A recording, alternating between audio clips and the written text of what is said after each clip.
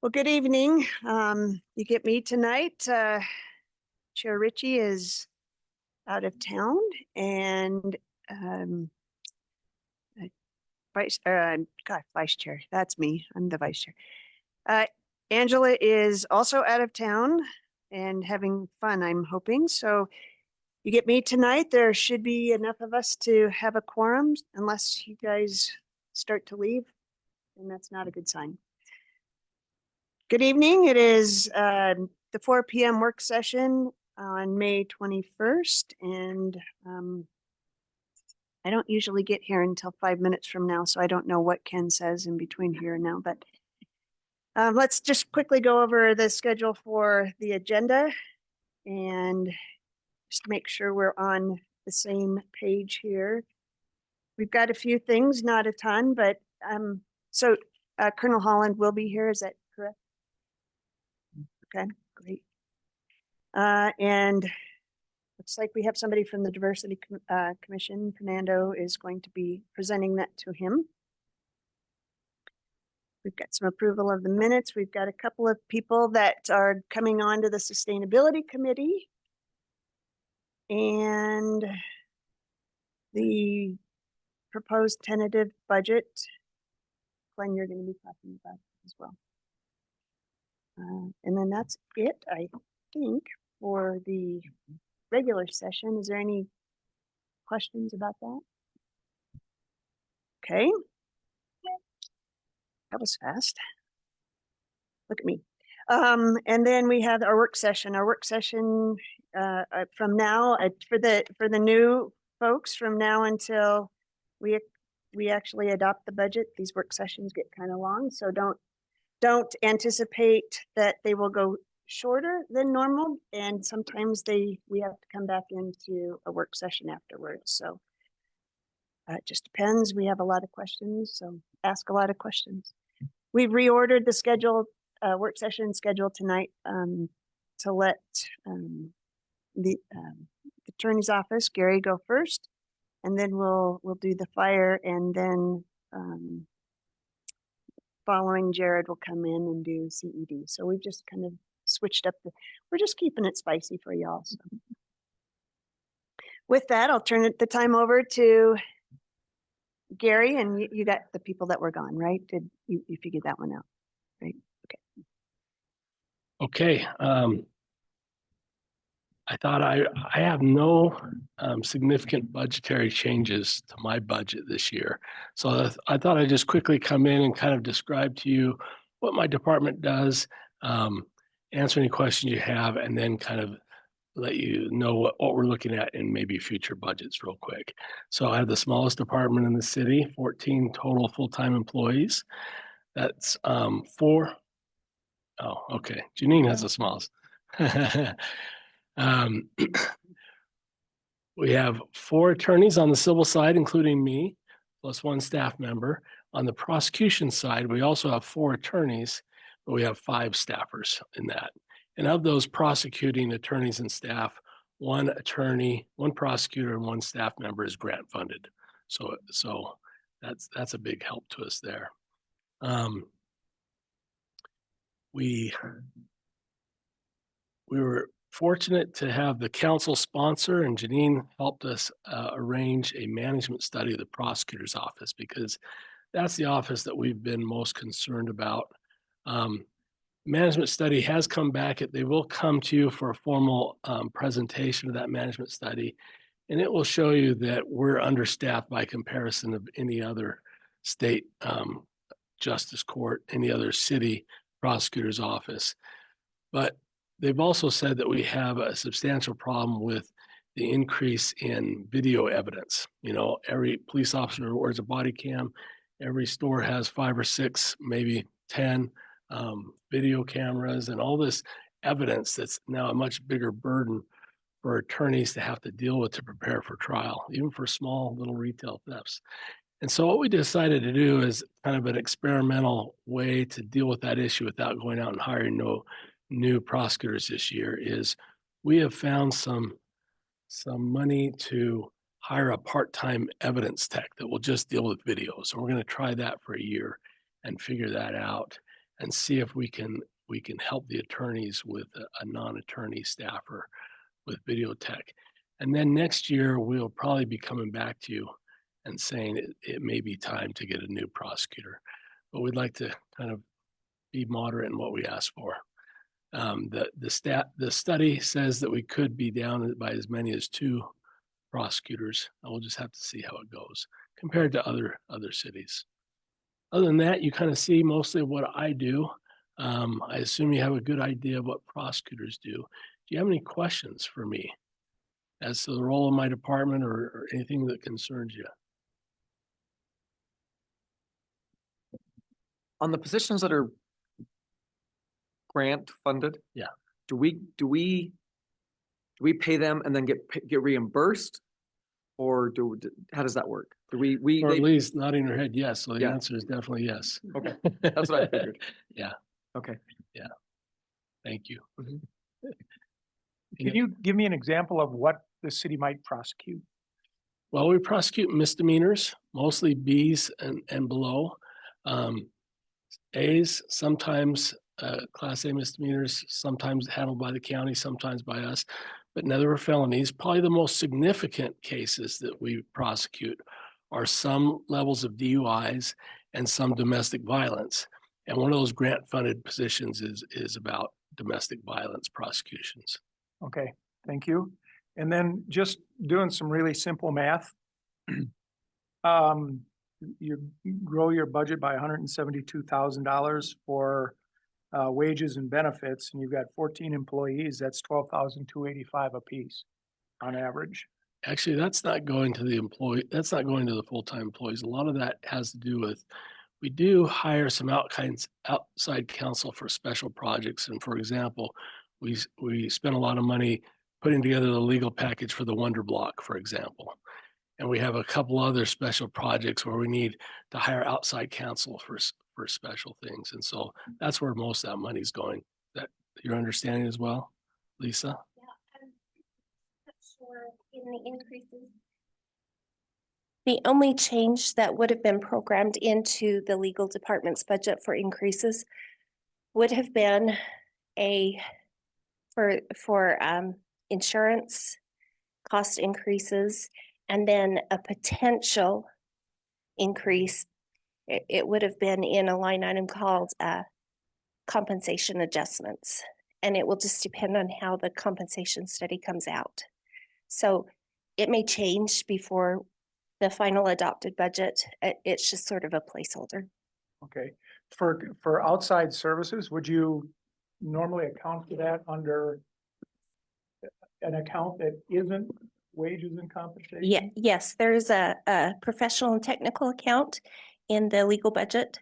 I don't believe that changed this year, and that's where the outside counsel is paid from. Okay, and it just got all rolled into one lump for the purposes of our packet. Compensation. Okay, very good. Thank you. Thank you. Okay. Yes. Okay. I just have a question where the Weber County Attorney's Office picks up from Ogden City detective work or Ogden City events, potential legal issues. I don't understand where that trade-off takes place, but I see it happening, not regularly, but I'm aware of several cases over the years where the Weber County attorney has prosecuted certain cases or investigated. Yeah, so all of our felonies and almost all of our Class A misdemeanors that our police department investigates, they go to the county for those prosecutions. And the prosecutions that are done at Justice Court are just the Class Bs and below and a few As. And so that's the difference, is that the police department is feeding both prosecutors' offices.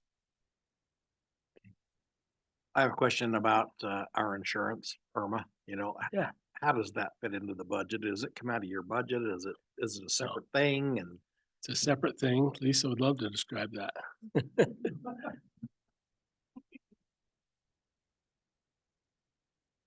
So Irma is accounted for through the risk management budget, the internal service fund. The general fund is currently putting about $480,000 towards the Irma. And then we also allocate other insurance costs that come through to the departments or our funds they're related to as well. I'm gonna assume that those costs are going up every year. It depends. We've actually had a really good year with workman's comp so far. So it goes up and down. Thank you.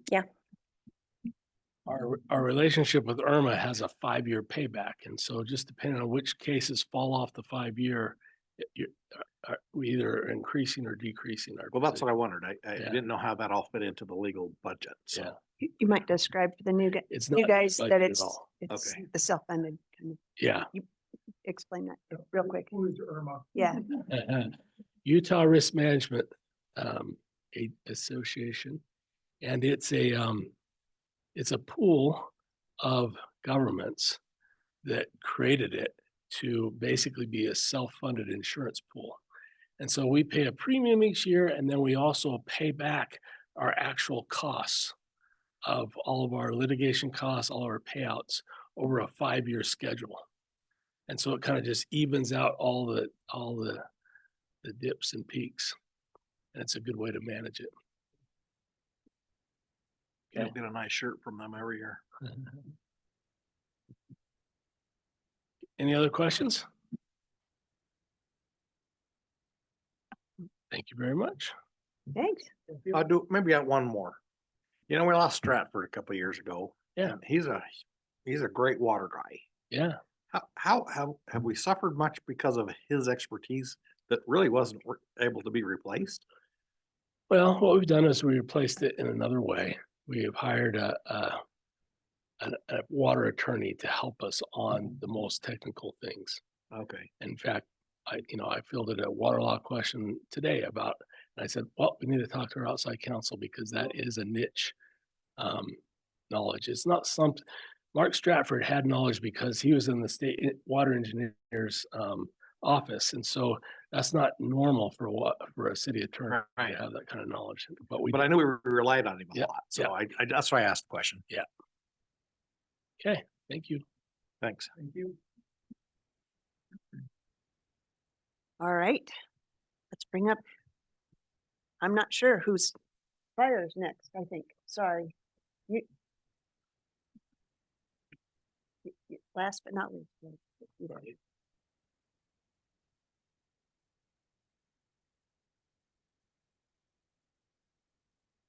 That's what this is.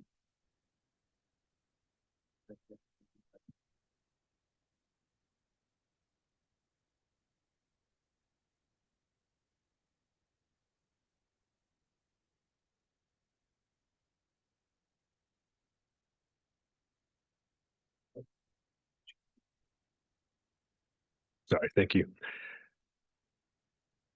Council Chair and council members, thank you for this opportunity to present information related to the Ogden City Fire Department budget for 24-25.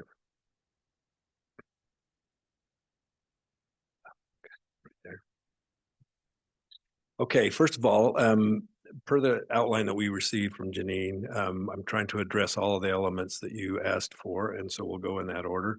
From an accomplishment standpoint, this last year, we were refining our program called Pulse Point that is very much becoming a success story, not only in the Ogden, Weber County area, but other counties are starting to look at this program and look at some of the best practices we've been able to take from the state of Washington up in Seattle when we attended the Resuscitation Academy. And what this amounts to, if you look at the background of this picture, this was taken from a news article, not a news article, but a newsletter from Ogden Regional Medical Center. And I believe if you were on the Board of Trustees, you might have seen this. But anyway, nonetheless, this is some of our personnel in the emergency room at Ogden Regional Medical Center demonstrating how to use a new device that helps provide mechanical CPR compressions on the chest.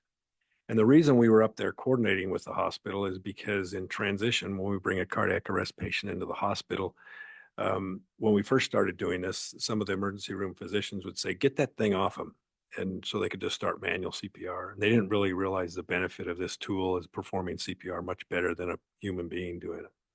And so what we were demonstrating here is our pit crew program where we to have everybody with a basic assignment and how they perform the cardiac resuscitation steps to the from a best practice standpoint to provide the best possible outcome for the patient, and how to work around this particular device, how to apply it and how to remove it. And to Deputy Chief Slater's credit, because of these demonstrations, both emergency room departments now are buying these devices and are going to use them in the emergency room. So from a translation to patient care, the field care is going to be real similar in the emergency room. And so what's happening there is they're demonstrating how this device is used and how the best practice of using it and what it does for potential resuscitation. Our resuscitation rates are increasing dramatically in our cardiac arrest arena. We're still working on some components of the program that we want to improve upon, which is one of them is going to involve the police department. Through some grants, we're going to put some automatic defibrillators on police vehicles because they can get to some of the scenes quicker than we can. And it won't be too much of a burden to the police department because it'll only be on the calls that are these type of classified calls that are cardiac arrest patient that needs immediate defibrillation that we'll send them on. And so they're all in, they're supportive of it, and we're excited about getting them involved in it. So still more to come. This program is in its third year, I believe. And we believe that another couple of years we'll have it even better and stronger, and we'll continue to report on that. We're also refining our transfer ambulance that you helped us with last year when you gave us some part-time funds to help staff a part-time ambulance for our interfacility transfers. We're having some limited success with that. Our biggest challenge is with the staffing. Trying to acquire part-time people to work is just getting to be real problematic. Getting people to commit on a part-time basis is just not very successful, to be honest with you. And so we're going to propose a little bit different change tonight. We're also refining the management audit number 6. It was the last management audit that we were working on from our audit from nearly 15, 16 years ago. And that's with the designated or dedicated engine and a separate ladder company downtown that is up and operating. And we're seeing some vehicle savings from using a smaller truck for most of the emergency medical calls downtown, as well as the small fires. And we're holding back the ladder truck for the major fires. Cost savings. We've been managing growth in our ambulance transports by using lower cost EMT only personnel staff during high call volume times. This is our part-time ambulance program. We're trying to continue to do that. And we're proposing to do that in a fashion using full-time employees going forward and staffing that unit roughly 50% of the time. We also received an increase through negotiation with the county and our paramedic contract. For those of you that may not know, we provide paramedic services in coordination with Weber Fire District in Roy City. It's a county program, county funded, that they pay us to operate the 3 paramedic units that we operate out of 3 of our fire stations, but they are regional units. So they're not just Ogden City assets. They respond throughout the entire county, coordinated with the other 2 providers.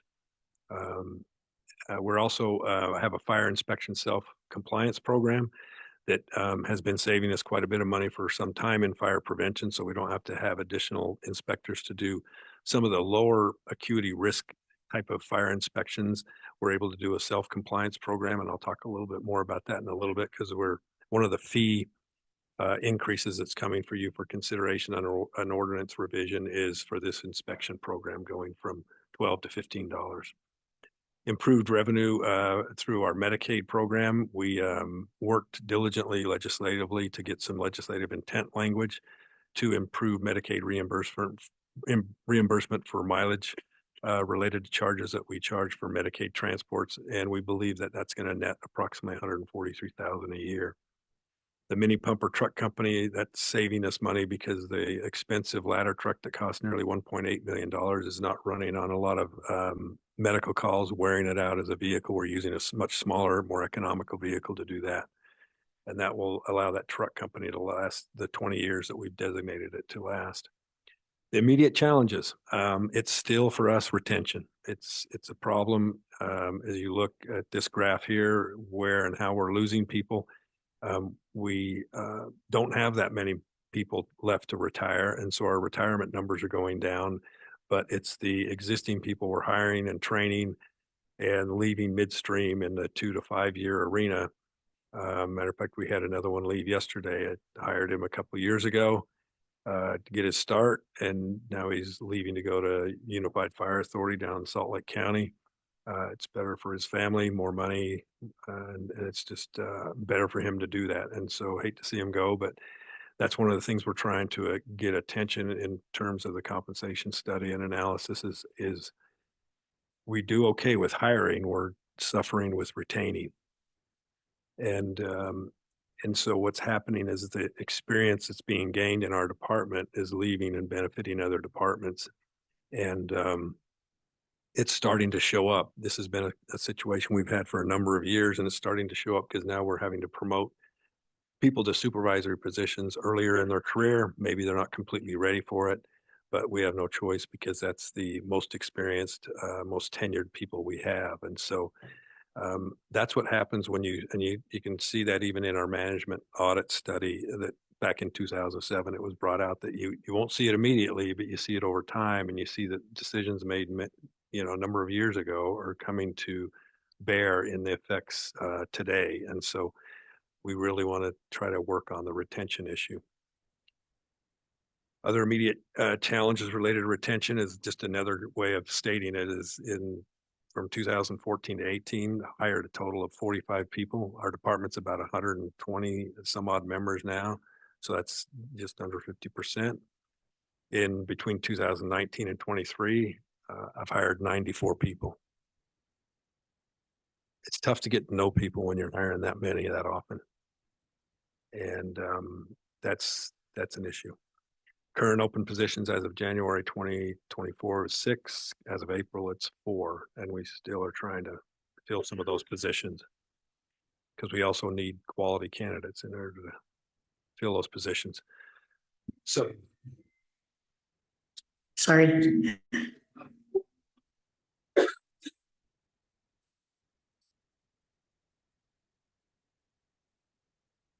And now I forgot my question. It's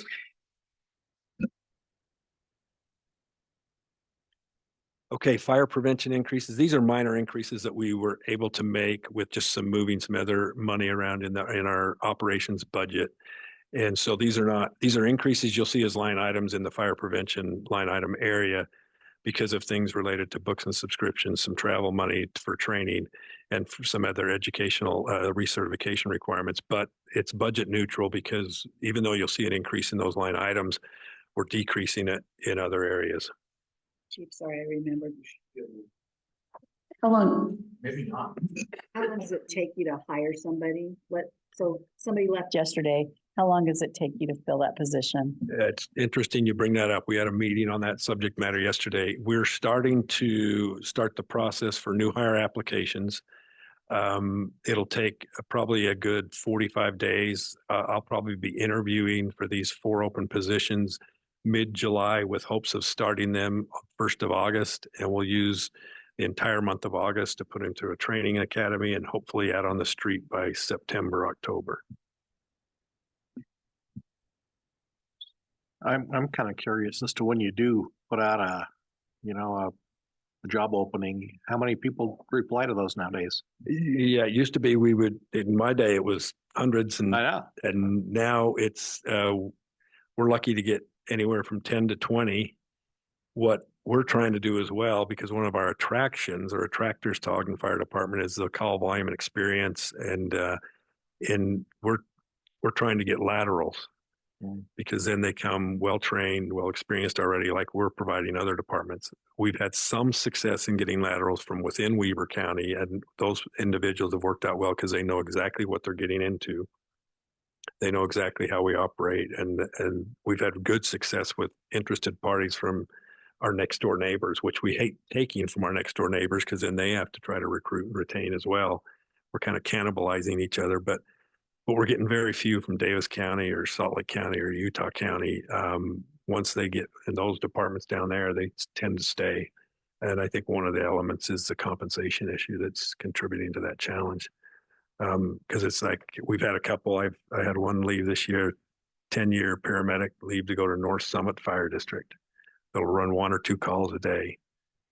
But it was how he put it to me. He exchanged 3 hours of total drive time going to and from work for not being sleep deprived because he'll sleep all night there. Hmm. He says, I'll get more than 3 hours back just by the work schedule while I'm there. It won't be near as rigorous. When we get a lateral, do we just plug them right in, or do they still go through the our Our training? academy, we will plug them in, and then when we have a scheduled academy, we'll put them in through that academy just to make sure they learn everything and anything that may have been missed, because they're able to work in the street pretty well with the training experience they have from another department. But the way we conduct business on fire grounds and on emergency medical incidents is we want to make sure they get all of that information. And so there might be some other requirements we have that those other departments have not had, and we want to make sure they get that information. Okay. That was one of the management audit recommendations, to make sure everybody goes through that academy. Long-term challenges, hurdles to the training facility, and you know quite a bit about this one, but we're desirous, and we think the city administration is supportive of building our training tower center on the former Swift property site. But there's still environmental issues at that proposed site. The final decision on that proposed site needs to be made once we get the environmental remediation identified and categorized and determine what it'll take to do that. We don't have the cost defined to build the public safety training center because we don't know if we're going to be able to build it there yet. So first things first, we want to propose to use the sale of the old station number 3 and the old training tower to increase the funding for that.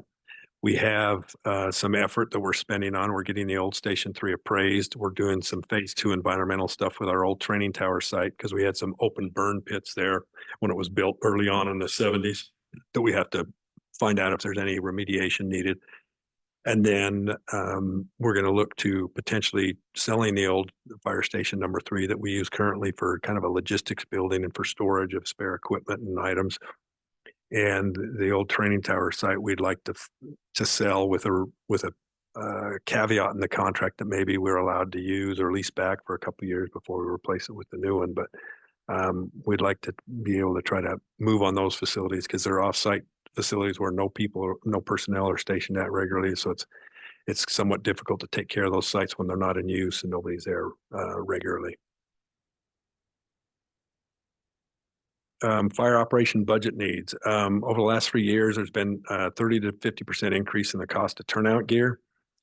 That the turnout gear is what you see in the picture, what those personnel are wearing. This is a fire down off just north of the Public Works facility at the dog food plant that we had there. So they were finished up and got a picture there. But one set of the equipment costs roughly $4,000 in a lifespan of 8 to 10 years. They used to be around $2,500.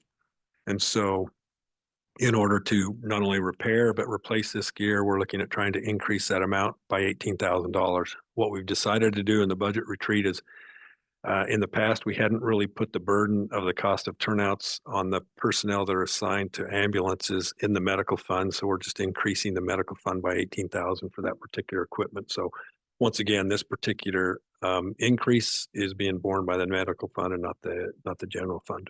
So there's no other additional requests there. Specialty team stipends, we're asking for a 4% differential for 3 firefighters that are trained to deal with that. What the acronym ARF is Aircraft Rescue Firefighting Team. We have our personnel at Station 4 that are trained to deal with aircraft rescue firefighting. And there's a lot of requirements. Matter of fact, we're getting ready to work with CED and go through the federal requirements for inspection for all of the safety standards as it relates to fire suppression and all the other safety elements as it relates to airport management federally. And we have the federal inspector coming in to do that from the FAA. The training requirements are quite a bit different. We're going through some changes in regards to the kind of foam we can use on firefighting and suppression activities on an airplane and fuel from an airplane. And so with that, we want to pay those personnel a differential because there's quite a bit of time and commitment to stay certified in that arena and be up on the information.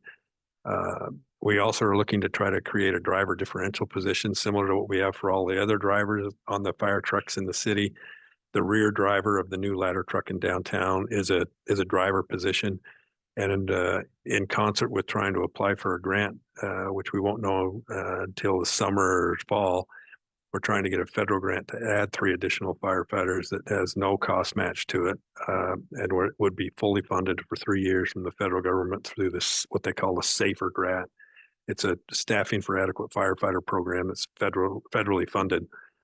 We're trying to get just the differential for those 3 particular positions, and the total cost of that is $33,800, and it would be ongoing for that differential position for firefighters. The others we're asking to, and this is, I'm hopeful if we do some movement and some things in our compensation analysis study and make some improvements in compensation for our firefighter step system, that will decrease the problem with retention. And if we do that, we're hoping not to hold 3 academies a year, but so far the last 3 years, we've had at least 3 fire academies per year. We used to do 1 a year and hire 2 or 3 people. Now we're doing 3 a year, hiring 5 and 6 and 7 at a time. In order to do that, it costs roughly $25,000 to conduct that academy, and predominantly that's a lot of overtime for personnel to do the instruction and training. And currently we have roughly $61,000. We're trying to get that to $75,000. So the way we're proposing to do that is we currently have $11,000 funded in the general fund, $50,000 in the medical fund. We're proposing to take the medical fund training up to $64,000 and leave the general fund at $11,000. So once again, this increase does not impact the general fund budget. It's only coming from the medical fund. This medical and fleet budget issues, this has been done by the finance office and fleet and facilities in determining, based on the cost of our new apparatus and then putting those into service, adjusting the lease rates accordingly to replace those in 20 years, trying to keep up with the actual cost. Those rates were traditionally kept off cost, especially when it comes to fire equipment. When you have a piece of fire equipment you replace every 15 to 20 years, the cost to replace them, if you're predicated 15 years ago on the cost, it's totally different on today's cost. So those adjustments have to be made. And so we appreciate the city forecasting and finance department realizing that planning for that is very important, because if we don't, then the price tag it's kind of like kicking the can down the road, and then we really have a big cost when it comes time due. Interfacility transfer ambulance, and this is probably the biggest proposed change that we're proposing, and wanted to give you a little bit more information about it so you understood it. A UHU, or unit hour utilization, is something that's commonly known in the ambulance industry regarding the utilization rate of an ambulance, how many calls it goes on, how often, and when it needs to be either additional units need to be added, or it needs to be taken out of service because of fatigue and people just being worn down. The normal unit hour utilization rate is usually 1 hour per transport, but because we do transports outside of the county, we also take patients to Cache County, Box Elder County, Davis County, Salt Lake County, and sometimes even Utah County with interfacility transports. We raise the unit hour analysis to either 1 1/4 or 1.5 hour on the average transports. And if we do that, based on the number of transports each of our 5 full-time ambulances perform currently, and this is a numbers according to 2023, we're at a unit hour utilization rate between, the lowest there is 23% all the way up to 31%. And the private ambulance industry, this isn't government, this isn't with dual workforce. They're also firefighters and need training for firefighter training and all the roles and responsibilities they perform in there. This is just for, say, a private ambulance company that's operating in a large city. When they hit a 30% unit hour utilization rate, they take the unit out of service, because they just say that's as busy as they can handle it without having undue fatigue, having mistakes being made with patient care, accidents happening, and that's when they say that's the breaking point that you should add another unit. And also looking at their profit margin and everything else. Once again, this is on the business side, not on the government side, but so we're approaching that breaking point on a couple of the units in some scenarios, and so we're looking to address that.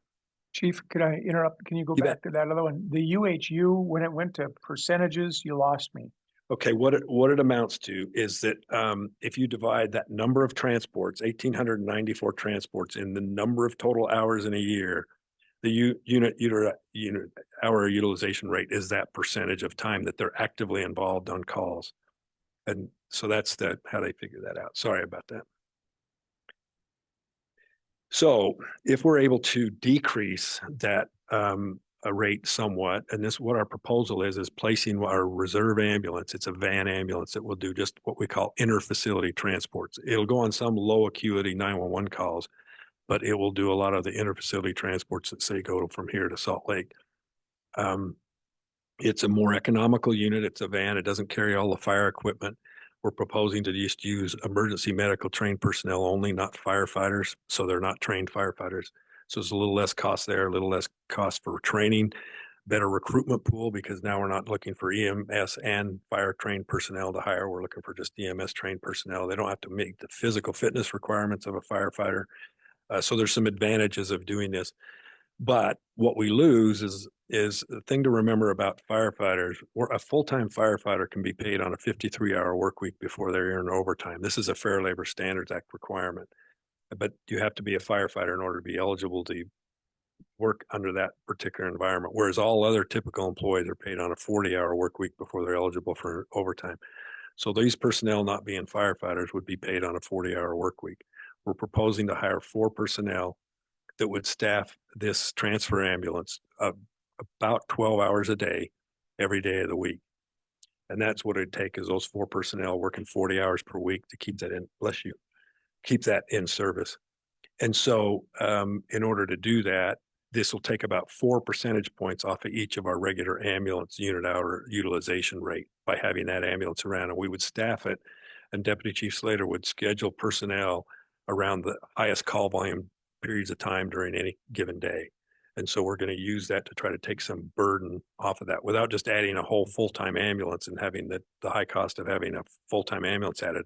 We want to be more strategic or surgical in our approach. So on the flip side of the efficiency coming into play with this strategy, there's savings that take place on the other side. Do you have a feel for what that savings looks like in manpower and equipment? Not yet, because we were hopeful to have that when we proposed this last year with part-time personnel, but we just haven't been able to be successful to get enough part-time personnel, and we haven't utilized those dollars because the personnel don't want to work. We haven't been able to retain part-time people to even do it. So it hasn't been successful in the part-time arena. But what we were hoping to save in is cost of mileage, and maybe our ambulances will last a little bit longer because they're not going out of town, and the van approach, the smaller unit, doesn't have to carry as much equipment. It will be more economical to use. We could figure out a cost per mile operation, but until I see it actually how much it's doing, I can't give you I can give you some projections, but I'd rather be more accurate than that. But the whole idea Is in manpower. And wear and tear on our personnel, wear and tear on our equipment, but hopefully mostly on our personnel. 2-person crew. Yeah, it'd be a 2-person crew, but we'd only need 4 FTEs at 40 hours per week because they're not going to run 7/24. We're using them only on the high busy hours, but they would be full-time employees, fully benefited employees. And you're charging for ambulance services Mhm. too. So there's a revenue that comes in on Correct. on that same side Correct. that goes back into the medical. Right. revenue. Yeah. Right. So as a comparison, you say, well, how busy are we as a fire department? Deputy Chief Slater and did just some quick analysis with some other fire departments using their number of transports they do per ambulance per year. And this is where their utilization rate is. Quite a bit less than us, almost half in some cases. And so one of the reasons I think the take from this whole concept is that if I have a firefighter that says I can go to Layton Fire, I can go to Unified Fire, I can go to Draper Fire and not be near as busy and make more money, it's hard to talk them out of it.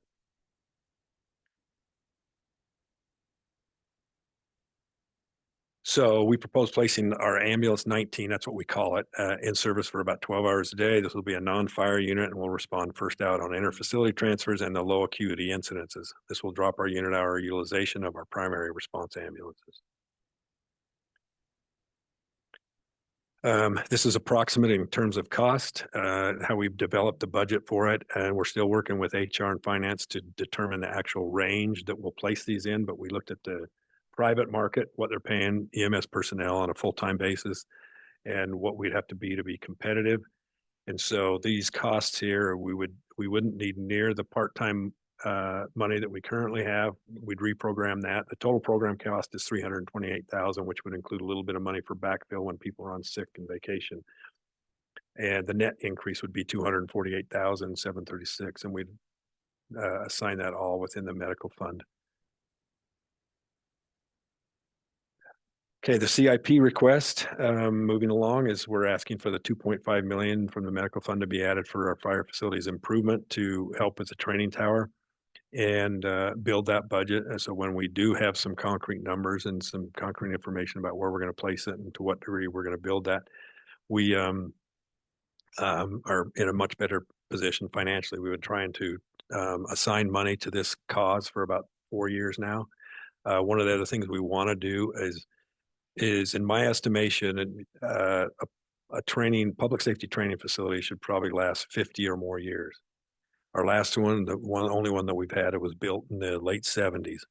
And over that number of years, a whole lot of things have changed in regard to needs for training. And so we want to do it once and we want to do it right. And we're also incorporating law enforcement needs into this facility, because there are a lot of things like if we need to break into a home and breach a door, the same thing has to happen with the police department. They need to breach the same door for different reasons, but the same tools, same methodology may be used. And so we're working with the police department as well.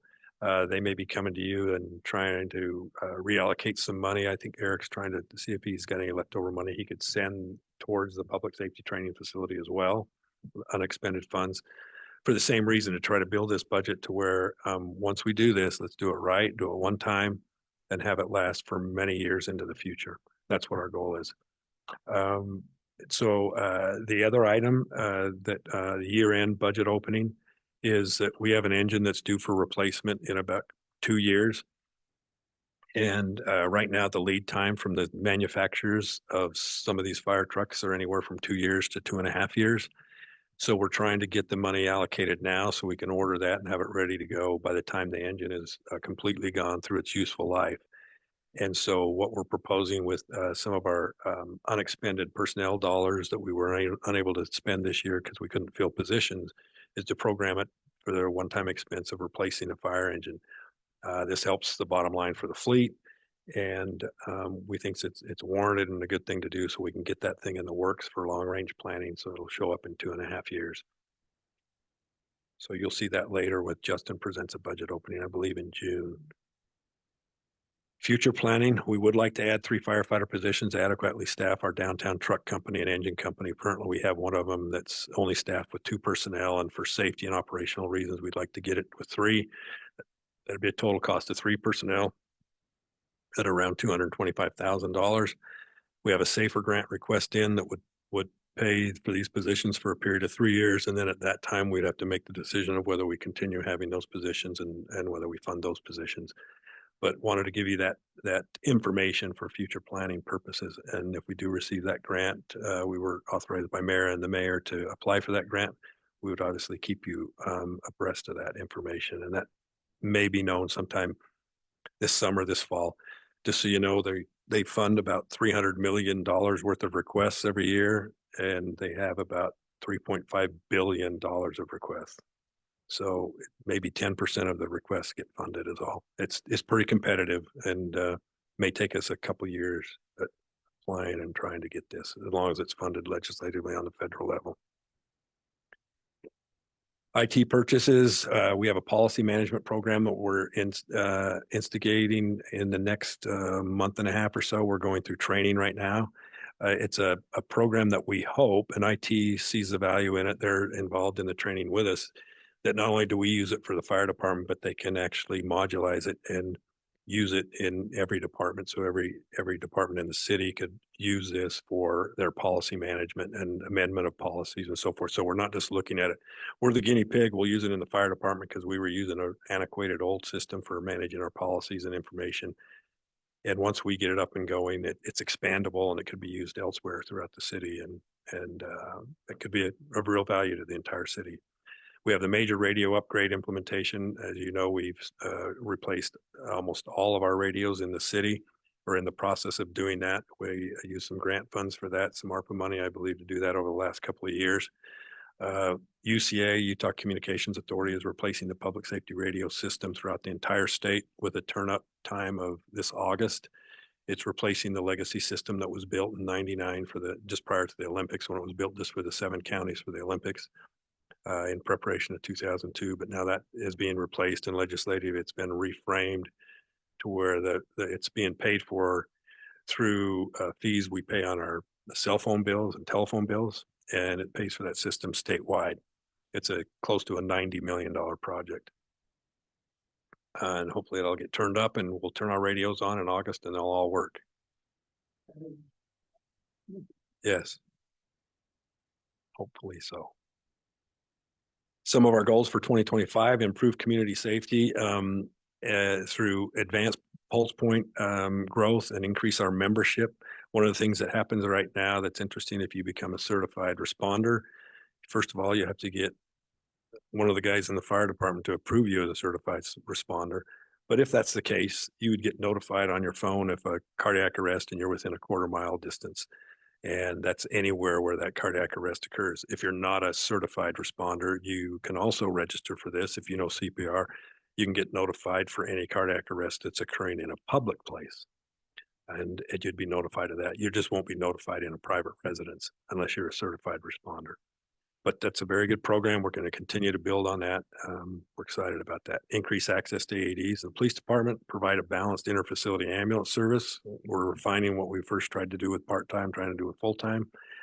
We want to continue with the training tower project, and we want to develop eventually, when we have that training tower project completed, develop a local firefighter certification program. Because as I said last year, we wanted to grow our own. And one of the challenges is getting fire certification programs here. We have a facility here, and we have interest. I've talked to the director of Utah Fire Rescue Academy in Utah County, and they would be excited to have a partnership with us and kind of a northern Utah node to where they could do continual training in a facility that was built for it and was available to them. So there'd be some future partnerships that we could create there. Other budget changes is the fee change. I believe the last word I heard is the only fee change that will be coming forward for consideration is on our self-inspection program. It will require a ordinance amendment, because we made the mistake when we did the ordinance originally that this inspection program for lower risk fire inspections is done by a third-party company, where the business will pay the $12 to have the inspection done, and they'll do a self-inspection program and get that taken care of, so we don't have to use man hours doing all those lower risk inspections. It's going to $15, and our ordinance says at 12. And so what we're trying to do is raise it to 15 and then have it allowed to be adjusted according to CPI, so that amount can be fluid. Lesson learned, apologize for that, but that would be an adjustment that has to be made in that ordinance, and you allowing that fee to be changed. Another interesting thing we're trying that's budget neutral is our union. I was very impressed with. They came to us and said, we'd like to start a different program for how we use our uniform allowance. And I've been trying to do it for 15 years and there was no interest. The uniform allowance today goes onto the paycheck to the employee every 2 weeks. And unfortunately, I believe it just becomes part of their regular budget, and they don't plan or set aside. There's some that do, but don't set aside for uniform costs.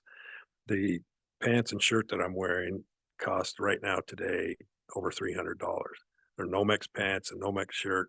One of the reasons, and for some of you that are brand new, you've probably only seen me in this uniform. For the first 10 years of being fire chief, I was always either in a suit or shirt and tie.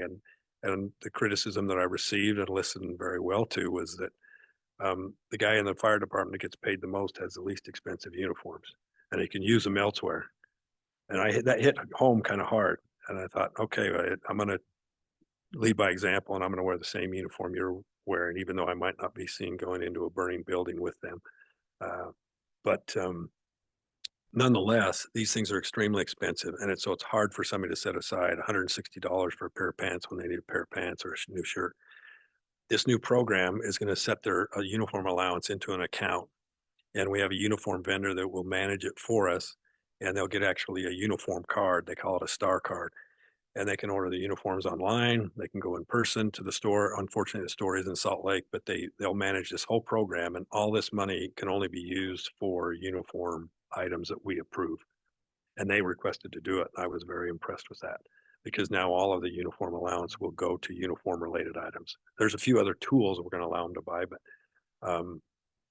you know, where the uniform allowance was going before currently is hard to predict when it's just included in their regular budget revenue. So anyway, we're excited to start that program in July. Finance is helping us with it. It's hitting all departments in the city in terms of finance, payroll, and so forth. We're making some adjustments, but we're excited about having those funds going more directly towards uniforms on a regular basis. And that's it.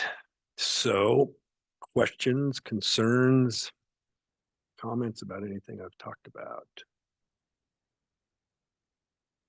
If I may, thank you, Chief, for a very comprehensive presentation. Holy cow.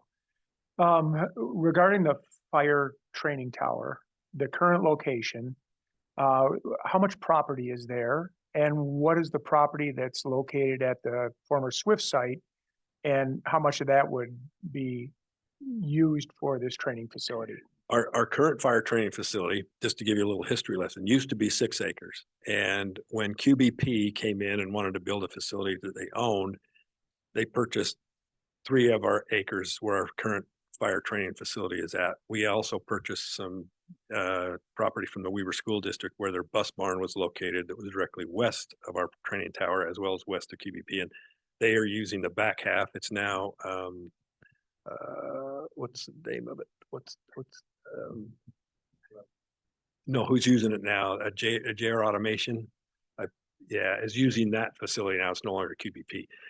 Nonetheless, we're using approximately 4 acres now. We've been squeezed down to 4 acres because we use the west side of where our training tower is located and the training tower. However, it's not ideal. We share the same entryway and kind of parking lot area, and we could easily offend them by having overspray of water and et cetera going into their parking lot. So it's not ideal. And we also know that that training tower center site on 12th Street there's a better utilization of that property today than it was back in the late 70s. We received that property from the Federal Department of Education. We had an easement on that we had to use it for 30 years for training before we could be free of that easement. Now that easement is free. And now it's owned totally by us. And so that's the existing training tower site. And ideally, I'd love to take you to Appleton, Wisconsin and show you a 70-acre public safety training facility. I'd love to have that is just wonderful, but that's asking for a little much. So what we're hoping for is if we can use the entire Swift building site, the 7 acres that is there, we would probably do some things in phases. The first phase would be building a logistic building that would support the training tower, where we'd have ability to store a lot of the equipment we would train with, not only fire, but police, have a training classroom, have the ability to demonstrate, look out over the training ground and demonstrate what we're about to go do and do in a physical way, as well as in the training tower. What we'd like to add down the road in a secondary phase would be things like props that have propane fuel supplied to them that we can simulate a forklift fire, we can simulate a gas meter fire, we can simulate other types of pressurized gas fires in different appliances that we would train on. We would also reserve it for other types of things that law enforcement would like to have. Not sure if we could actually get a driving course in there or not on a 7-acre site, but they would be individualized items that would be used to do specific type of training. Vehicle fires is becoming a big thing. We're concerned with battery vehicle fires now. So what we want to do is prepare for what we know today, but have the capacity to deal with what we don't know tomorrow. In terms of, we'd like to secure the entire site so we can have that. We would love to put some stuff, a little ramp right down into the river and do swift water rescue right there. We'd love to be able to have access to the railroad and do some rail car raining off one of the spurs. We have Brentag right next door, and we'd like to partner with them to do some chemical training for hazardous material mitigation issues. So from that standpoint, we think there's all kinds of opportunity there. And we would hope that this is a selfish fire chief talking, that we hope we can dedicate all of that property to public safety training. Okay, and then the old Station 3, is that useful? If it were sold, could an entity use that building, or is it in such a state that? Potentially. Matter of fact, Jeremy has been assisting me with an appraisal of that facility now. We're looking to look at other city facilities to temporarily locate the stuff that we currently have in that facility. We have some emergency management supplies in there as well as some fire department supplies in there. We currently have an easement benefit that we're allowed to use the rear driveway of a home to get to our rear parking lot of the site, as long as we use that building for emergency services. As soon as we don't use it for emergency services, that easement goes away. So then no one can get to the back of that property or parking lot unless it's an adjacent property owner. We've had some discussions with some people that might be interested in purchasing that building, and Jeremy has just completed the work to get the appraisal done. And in talking with Mara, her preference is that we would surplus that property now and sell it now, and try to just find an alternate location to take care of the storage of our needs. Because we don't have anybody there, it's hard to take care of the property. If we irrigate the property, or are we wasting water? We have to have personnel go over there and mow the lawn. Nobody's there to take care of it regularly. We have an alarm system on. There's a built-in expense just to keep it the way it is, and we think it's just a better use to just get it into somebody's hands that can use it actively instead of us using it passively as a storage facility. Okay, and then the last thing, and thanks for the education, the emergency medical services portion of your area of responsibility is also an enterprise entity. Are there limitations to what you can charge Yes. for transport and Mhm. emergency medical services Yep. and that sort of thing? Or do you have room to raise? No, Rate. here's how it works is we are rate regulated by the State Bureau of EMS, Office of EMS now. And the way they determine the rates is we are responsible. Every ambulance provider in the state of U is responsible for submitting what they call a fiscal reporting guide. It's a cost and revenue balance sheet. Predicated on all that information, they use that information to determine what the allowable rates are. Now, the thing you've got to remember though is that's the allowable rates you can charge. It's not the allowable rate you get paid. And what I mean by that is some private insurers pay close to the full amount that we charge. Medicare, which is probably the lowest reimburser of any provider today, is roughly about 25% of what we charge. And Medicaid used to be around 15% until we started our own provider assessment as a state provider of ambulance services, where we pay a portion of the federal match to draw down additional federal Medicaid dollars. And by doing so, we've improved our Medicaid reimbursement. Matter of fact, legislatively, when we've been working with the insurance companies over this issue, because every time our rates go up, it hits the insurance companies, but it doesn't hit the government payers because the government payers are fixed. And so what's happening is the transfer of liability to the private insurance is growing further and further and further. And so in order for us to be financially viable in a medical enterprise operation, we need to keep our units busy. But one of the downsides of keeping our units busy is burning our people out. Yeah. So it's a delicate balance, and we're trying to find that fine line with this transfer ambulance, adding that additional resource and slowing the drain on our full-time firefighter EMTs to try to keep it so they're not wanting to leave for other departments. So does the state allow different communities, different rates? One Because rate. your demonstration up there, Drapers, and maybe aren't sending the machines out very often or the personnel out on them very often, but we've got a different population demographic that requires potentially a lot more attention than maybe Linden does. Well, and I'll tell you, and I've said this all along, is places like Ogden, South Salt Lake, Gold Cross, who serves Salt Lake City, West Valley, we're the drivers of those rates being pushed up because of our costs and revenue. Places like, and no disrespect at all intended, but more affluent places like Park City benefit from that. Yeah. Because they charge the same rates, and what it comes down to is revenue mix. And who's the payers of the people that you transport and where the revenue comes from.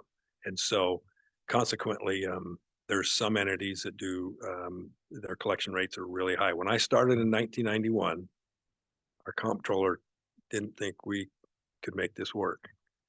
And at that time, the gross to net collection rate was 70%, industry-wide, nationwide. Right now, in the state of Utah and most other places, it's between 35 and 40% today because of that change in expenses going up, insurers not improving. We're working on a national level to get Medicare to improve our payments. We haven't had a substantial increase in Medicare payments in 15 years. Thank you very much.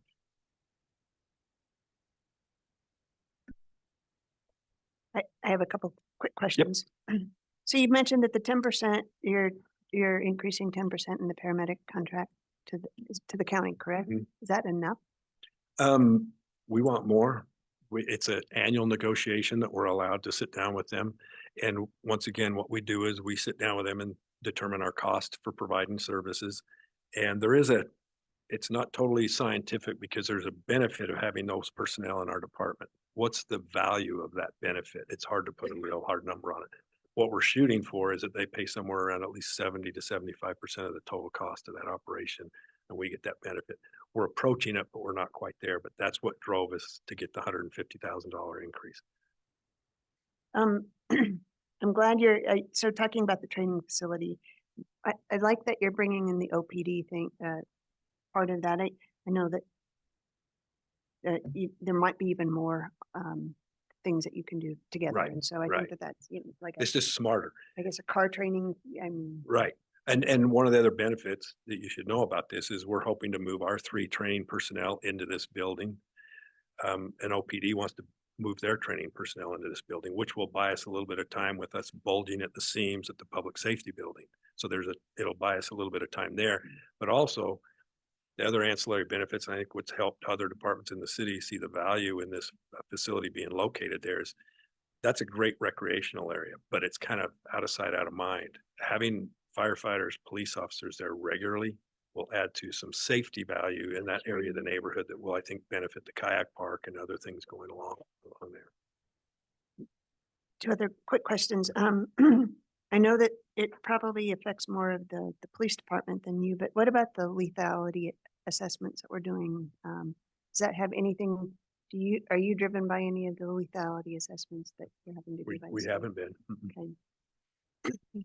And then the last thing is that I really think that Mini Pumper Truck Company is a great name for a band. So that's, Hey, and we also have a short bus okay. that we got donated, and that Boots and Bunkers is using that. And one of our deputy fire marshals did a great job getting donations to get that thing tricked out. It looked it from the picture. So yeah. Anyways, thank you. Any other questions? I have a little question about the Station 3. When you come into that place from the back, that back parking area comes in off the street though, right?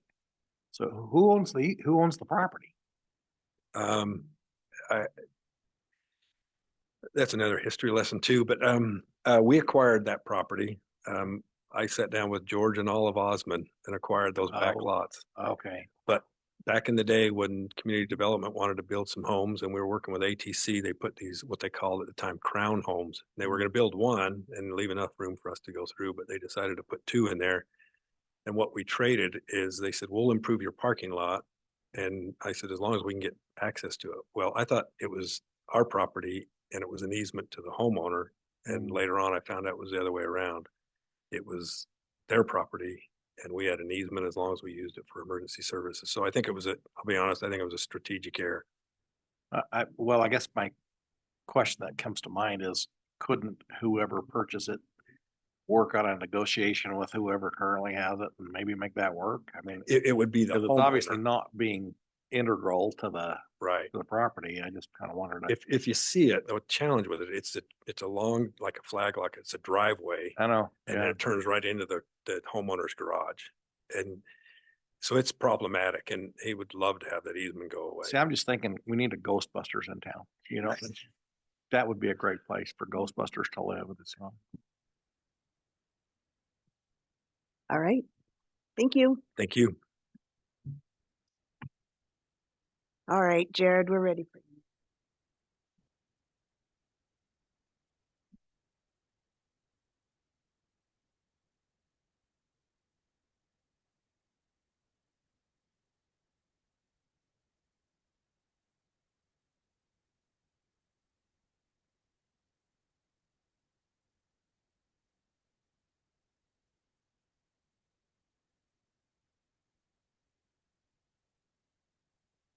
Sorry about that. Thank you. This slide looks a little bit different, other than we are missing an element in there. And it's an advertisement to all of you. We even have a pilot at the table, so, you know, this could be you. No, these are our different areas in community economic development, and these are the leads of the different teams. We are blessed to have an amazing team, and the things that they do kind of goes through and breaks down the different areas that they participate in, and what their general focus is and how it rolls into the overall plans that we're moving towards. I kept this one in. I know you've seen it, but I think it's very, very important that we always go through and identify what our role is and what our focus needs to be for the city. Each department plays an extremely critical role in the functions that they do and what they provide. And CEDs is definitely one of those where it is our responsibility to be placemakers and to move forward and make sure that we are providing an atmosphere for people to be, to stay, to play, to do all of those different items. I was going through some of our old albums and happened to be going through some of the ACE teams photos and found an old like 2009 photo of the car show. And I was like, that's too awesome. I have to put that in there somewhere. So thank you, Christy. We'll kind of start going through and breaking down some of the different divisions. Number one, we'll go through and talk about the airport. Despite all of the major challenges that we've had out there and a lot of the continued frustrations that we're continuing to work through, there's been a lot of really good things that are happening out there. Most of you are all aware, or all of you are aware, that we did have a return of commercial air service. That's a big deal to the airport. I push the team a lot. We talk about marketing, we talk about different things. We continually still hear, I mean, I can almost hear it almost on a daily basis of the people that identify and say, hey, I didn't even know you had that. I didn't know I could do that. Or, and so we're working on putting together plans. We got quite a few people that are involved in that, working towards to change that, to get that. We recently went down and toward Provo, and they are doing very well. It's exciting to see what's going on down there. But it was interesting. So they're already at over 500,000 enplanements this year. And theirs is only going to continue to skyrocket and go up with the introduction of American Airlines moving there in the fall and then starting to go international. But it was an interesting comment that they made while we were down there. They said, look, we can track every person that comes through here. We know exactly where every single one of them are from. And a third of all of the people flying out of Provo are coming north of Salt Lake.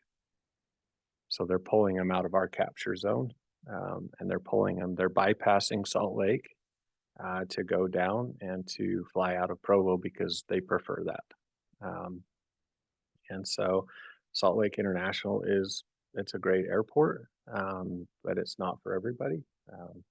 If you like very long hikes to get to your gate, you probably enjoy it.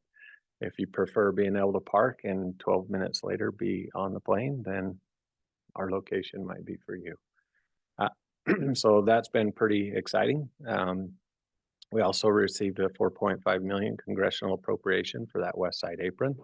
That actually does not fund the entire thing. It does not build it out. It gets us roughly about 2/3. So we are working on some remaining funding to do that as well. But that's exciting. We'll be able to get going on that, starting that bidding process. Pretty much all the design work and everything is done. So we just need to get a bid out and actually start working on that. So excited about that. We've also signed a contract with Rocky Mountain Power. They were bringing in a dedicated 5.5 megawatt electrical line on that west side. So that'll be a couple years in the making, but they're currently in the design phase right now, bringing that in on that side as well to take care of the power infrastructure. We've been working quite a while mapping out and locating and identifying all of our utility lines out there. There was some question on sizes, materials, depths, just where those things are at, who put them in, when did they put them in, what kind of shape are they in. We've been working really hard to go through and identify a lot of a lot of those items. Also, we did the terminal remodel. It was really kind of mostly just refurbishment, but we did change the ticket area and the car rental counters. And I'll talk about some more upcoming projects that are going to be talking about that. I got a shameless plug in here. We've been throwing it out everywhere we can. So anybody that's listening, if you're interested in flying out of Breeze on Ogden, there is a way you can actually save on your airfare. Every Tuesday, they call it Ticket Tuesday, from 9 to 11, you can go in person and buy your tickets in line, and they actually will take some of their carrier fees off, and the tickets are cheaper. We actually get quite a few people that do come in. It's kind of a bummer because usually they're buying tickets to fly out of Provo to go somewhere else, but you can buy them on Breeze to go anywhere. You don't necessarily have to fly out of Ogden, but so they typically will come in, they're residents that are up here and they want to go to a location that we're not currently serving, but they'll buy the tickets up here to fly out down there. So we'll keep taking that traffic. It's good. A lot of people keep asking us, when are we going to expand? What are we going to do? And we would love to see that. And those are great questions, and we'll see what the future holds. Some of the challenges that we're still facing out there is obviously growing that commercial and those general air service. Our manager recruitment, which we're currently in the process of doing right now, and our staffing needs. One of the things that we need to really focus on that is going to, it is a challenge now, but we're managing it, but it's going to become a bigger challenge moving forward, is the airport really is a 24/7 operation. Aircraft come in all night, all day. The air traffic control tower is manned every day from 7 a.m. until 8 p.m. It's unmanned at night, but aircrafts can still fly. They go under radio control and they just do their call outs. It's completely fine. That's how a majority of airports actually operate. But it is a 24/7 operation. We do have some temporary employees that try to handle some of the nighttime things that happen out there. But they are part-time. They're not there the entire night. So we run into problems where we, unfortunately, maybe too often we'll have vehicles that will go off the road, go through our fence. So either OPD or Roy PD will call us. We have to respond. We have to station somebody in those openings until the fence is completely erected and put back up under security protocols. It's a challenge, but it's a positive challenge, is the growth opportunities. I'm cautiously optimistic that I'll be coming before you in the coming months with some really good positive news, some things that we're working on right now that could really help out. And as far as the growth, it's really interesting. Now that I'm fielding a lot of those phone calls in the temporary, how many people are calling asking for locations to build? Do you have a site that we can, that we can go now? Talked to a company out of Oklahoma that just called this week, or the end of last week, excuse me, that was curious, wanting to know if they could relocate to the Ogden airport from where they're at right now, and listed the 2 aircraft that they currently employ. There's a Global 6000, a Global 7500, which are some of the biggest private jets that you can get. And then they disclosed the amount of money that they were paying for the current hangar that they're in their location right now. And I was like, holy cow, how do we build you one and rent it to you for that? But no, so good positive things coming forward. I know there's been some questions. We do have the consultant on board, and what are we doing right now? Those negotiations are not negotiations. Those discussions are still happening. Those reviews are still happening currently right now. They are reviewing our policies, our ordinances, our lease documents, our contracts, all of those different things. We have a pretty good meeting coming up here the 1st of June to go through a lot of those things. Design and minimum standards is another thing that we're asking them to focus on and look at. Those are some of the needs that we have moving forward to try to identify the proper mechanisms moving forward as we do that. Funding and revenue, as you're well aware, is always a difficult one. As far as the airport demands a lot of funds to keep it kind of going the way it needs to. And our goal and our is to try to offset that with revenue, which is part of one of the reasons where we get a little bit of pushback on the commercial airlines, but it's a big deal. If we hit our enplanements, we're automatically guaranteed money from the FAA that stays on the airport that helps offset those. Some of the other little things that are going on is just parking. I was actually surprised when I saw how much we've already accumulated in parking. We're basically 3 months exactly today from the first flight that went out, February 21st to May 21st. And it's not like it's life-altering money that solves all the problems at the airport, but it's a heck of a lot better than zero. And so again, those are funds that get collected out there that then stay there to help us offset the costs that we deal with out there. We have the audit that the state did. We've been working with them on. We've had to report back a couple of times. That audit has also been shared. It's also been shared with our consultant, and we are working to address the items that were brought up in that audit and how that looks going forward. And we'll keep working away on that. Some of our upcoming projects that we've got out there, believe it or not, this is going to sound interesting, but another terminal expansion. And this will be the front half and not the back TSA holding room. This will be actually the front half. The reason why you're seeing this on there right now is we had previously already we had applied and received funds from the FAA specifically for terminal improvement. We have not spent those funds, and the FAA is getting a little bit antsy. They don't necessarily want those funds back. They want us to expend them. They want us to put them to use for what we asked for them. So we're in the design. Well, the design is done. We're just making a couple last minute modifications, and we're putting that together. This would add an addition on the front of the terminal building. It would change some of the drive aisle to provide a better pickup and drop off scenario. It helps with some ADA issues. We would not have stairs anymore in the front. So that would help with that transition going through there. And it would actually provide interior baggage carousel. It shows two, would probably just put in one for now, but it does that instead of dropping off the baggage outside as we currently do it right now. They pull those carts around and it just offloads underneath that porta cashier out on the front. So it would address some of those items. We have a new air traffic control tower project that the FAA is funding. We should be going under full contract and signing our agreements with them. They've been asking for some of that paperwork. We're filling some of that out right now, but we have to be prepared to turn that over to them. The land where they want to build that on January 1st of 2025. So coming up here pretty quick. Our SRE, which is our snow removal equipment.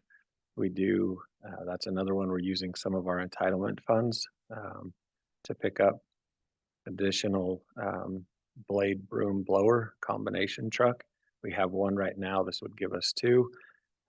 When we're plowing snow at the airport, we have to watch our speeds when we're going down there. We can't roll the snow really heavy when we start getting to the edge of the runways. All of our lighting is extended, and if we hit that too hard, we would just break all of our lighting off. So we have to roll it slow as we get to the edges, and then we bring in a big blower.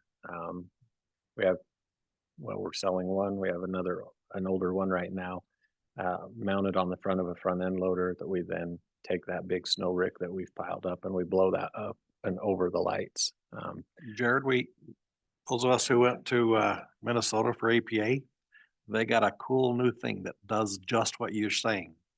You got to look into it with one pass. It's pretty neat.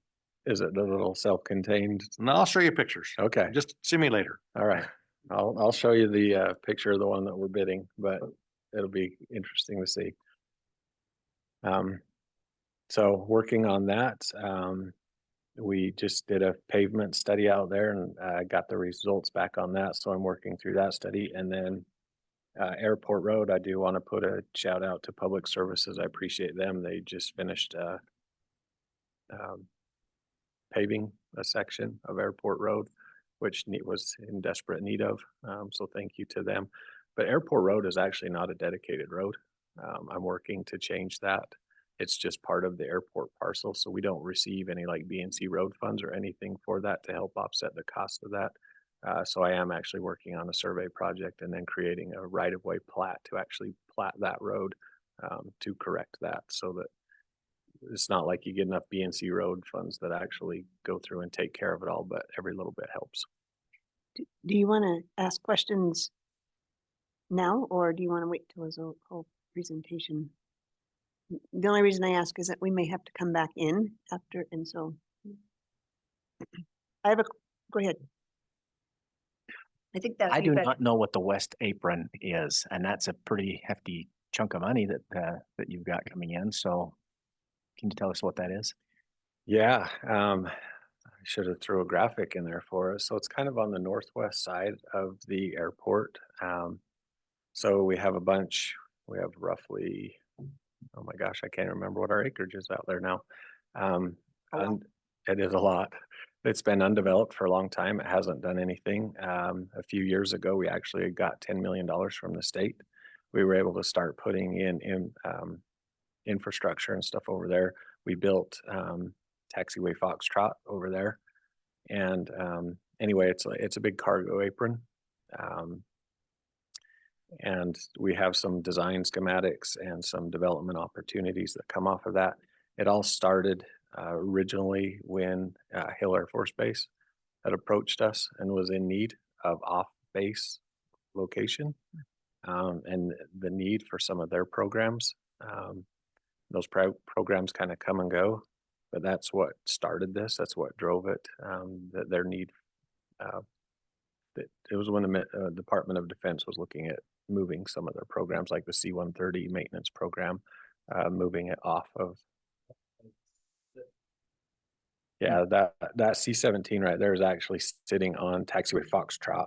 So the apron would be that we will build is going to be off of the left side of that. Right now it's just, and so we flattened, we leveled, we did a bunch of work, we put in some new gates, we built another road over there. I've got a sewer project I need to run in there. That money is also paying for the Rocky Mountain Power, that they're running that power infrastructure in. Water is right there, gas is accessible. Anyway, it just opens up a whole new development opportunity to continue to expand. Jared, is that gate off of 4,000, is that automatic yet, or is it Yes. still? So it's card access It is. now? Okay, great.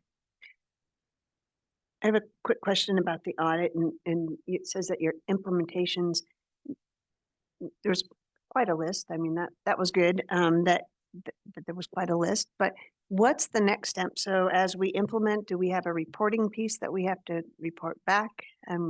What's this, I mean, what's the next step of after implementation? Do we, from the state side? They haven't necessarily been really clear. They haven't necessarily come back and said that you have to come back and report on that. We're anticipating that we will. So that's the way we're approaching it. So we'll take those 6 items that they identified in their audit. We will respond to what we've done, what we're doing, or what we've done to address each one of those. And we anticipate that likely we will need to go back. I don't know if that's going to be in about a year. It hasn't been clearly defined. So I don't know yet, but we anticipate that we will need to. So that's what we're planning. Thank you. Any other airport questions? I don't suppose you want to tell us how we're doing on the employments, if we're on target or not. I know you can't give us real numbers, but. We're not doing too bad. We're almost halfway there already. Good. That's So there. we, the flights were, when they first started, were doing really well. Through spring break, almost every plane, it was almost full every trip. Since spring break, it's been up and down. I would like it to be a little higher than it is. Some of them have been okay, some of them have been pretty low. Not really sure what to think of that right now. The airline really hasn't said much about it. Working or talking with, excuse me, with the ground handler and with the TSA agents. They seem to think that it's right, that it's normal. The TSA agents that have said that out of Salt Lake, they actually came up and thanked us that we had this, and we're grateful that it was going, because they said a lot of the agents in Salt Lake have been either getting furloughed or their hours are getting cut because a lot of the flights have been getting cut, because we are in one of the two toughest times during the year for the airlines. So this little portion between spring break and now, until kids get out of school and people start kind of traveling again, there is a downturn. And then the other one they see is typically in September. And so they actually were excited. And our ground handlers are also the same ground handlers. They're operating for Allegiant and Breeze in Provo, and told us that they've been cutting flights down there. So I still think if in the next week and a half, couple weeks, once a few other things with graduations and stuff settle down, that I hope our numbers will jump. I wonder if we ought to work with CBB and see what we can do to up the marketing a little bit or something, maybe. So we are, and I've got to kind of get the total of where we're at, but I know Mike McBride and our marketing team has put together a pretty aggressive project that they're going to be working on. I know our business development team has also been assisting with that. Visit Ogden has been assisting with that. Breeze Airlines has been involved in kind of what we're doing as well. And so we do have a plan to push some stuff. Thank you. Okay, thank you. All right, in business development, we've got a lot of great things going on over there. So this kind of goes through their areas that they kind of focus on. Their business recruitment, one of our big ones. You guys are well aware of, but we were really excited about it because it helped in so many different ways. But Yaya Foods expansion, not only were we able to retain those 100 jobs that were already here in the previous facility, but we were able to create 300 new jobs and bring in 92 million in capital investment. So that was a big lift by a lot of different departments. And again, we understand that it's really exciting what it provides on the economic side, but it was also exciting how it creates another user that's going to help with some of these other projects that you guys are thinking about right now and that you're having to kind of work with, like on the water line and things like that. Have you been able to work through the sewer issues with Yaya Foods there? Is that resolving itself? Yes. We were able to get that taken care of, resubmit the plans, go through and get the new impact fee from Central Weber, and it was substantially lower, and we were able to work through that. So, on our business retention and expansion, that's also exciting. Our team right now is working with over 46 companies that they're in contact with, that they're working with either retaining or expanding. And I would say that probably the more of it is the lateral and the expansion more than the retention. So that's really exciting. I do want to kind of give a shout out to them for their big, they hosted that Accelerate Wasatch last week. Over 250 attendees from all across the nation. I know I had discussion with a gentleman from Virginia. They were from all over. That was pretty exciting to really be able to kind of showcase Ogden and what was going on there. So I appreciate them taking the lead and working on that. We had other community partners that also assisted and helped with that. But that was a big lift and they did a fantastic job. And we're working on some other items as well. Our small business support is still going well. They're still working through trying to clean up a lot of some of our older projects, as well as still working on getting new ones out there. 4 new business loans have gone out. 7 modifications have gone through. And again, I think most of you understand what this is, but this is helping small businesses get started that maybe are not fundable yet, in the sense that they can't go to a traditional credit union to get that assistance to get started. The program is pretty aggressive in helping them get started, but it also helping them move to a more traditional financing path. The interest rates are pretty high, and so it's helps push them to get into more traditional. We're not trying to be a bank. We don't want to compete with the banks. That's not what we're trying to do. But we do want to offer this service that when somebody is in a position, they're trying to start a business but aren't quite there yet, that we can help them and get those businesses started in Ogden.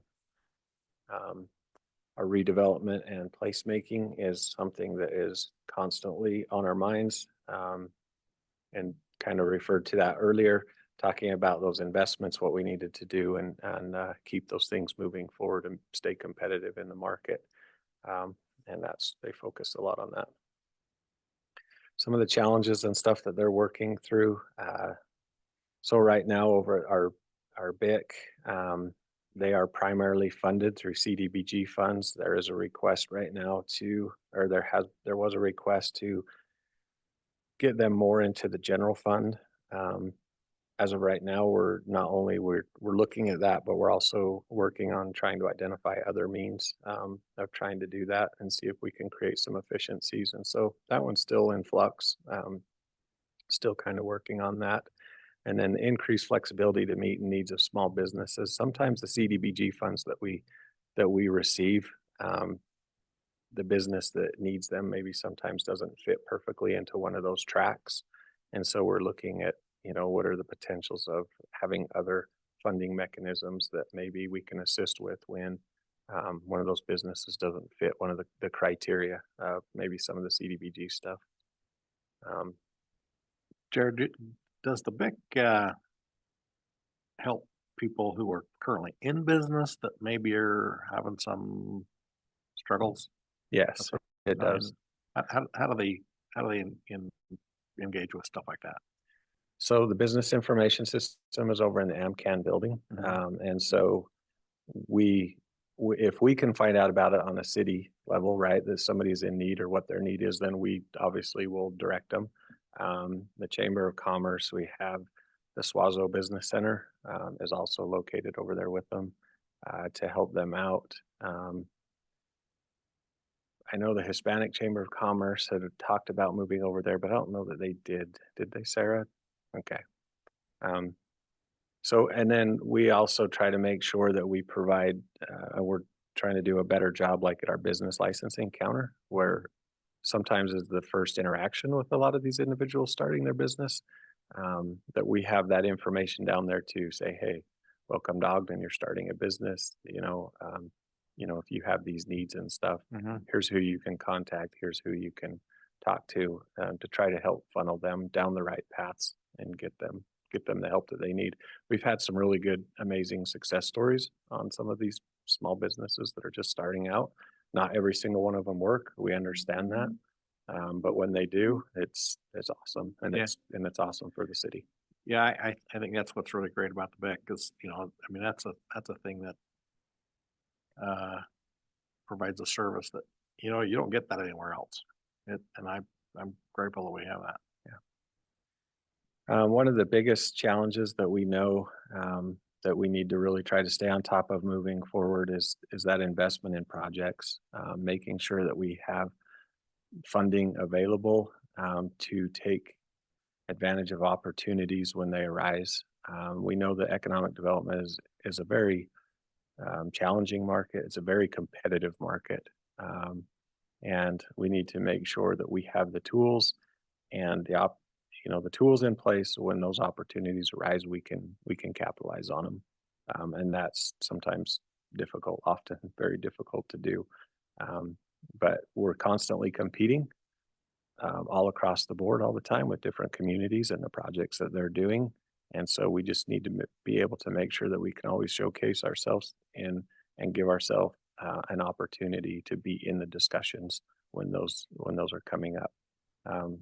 That's a constant, something that always has to be on the forefront of what we're doing, and a focus in our area. So I have a couple questions on this. Okay. So I want to make sure I understand. So you're proposing that the big staff and programs that are funded right now at a CDBG move to the general fund? It's a discussion. It's actually not in the budget. So it's not in the budget? No, Okay. we held all right. it, we've discussed it. We're continuing to go through and look at that to identify that need, and if there's other ways that we can offset it. And I guess the second part of that is then what would you do with those CDBG funds that are left over? So Yeah. that was where I'm going with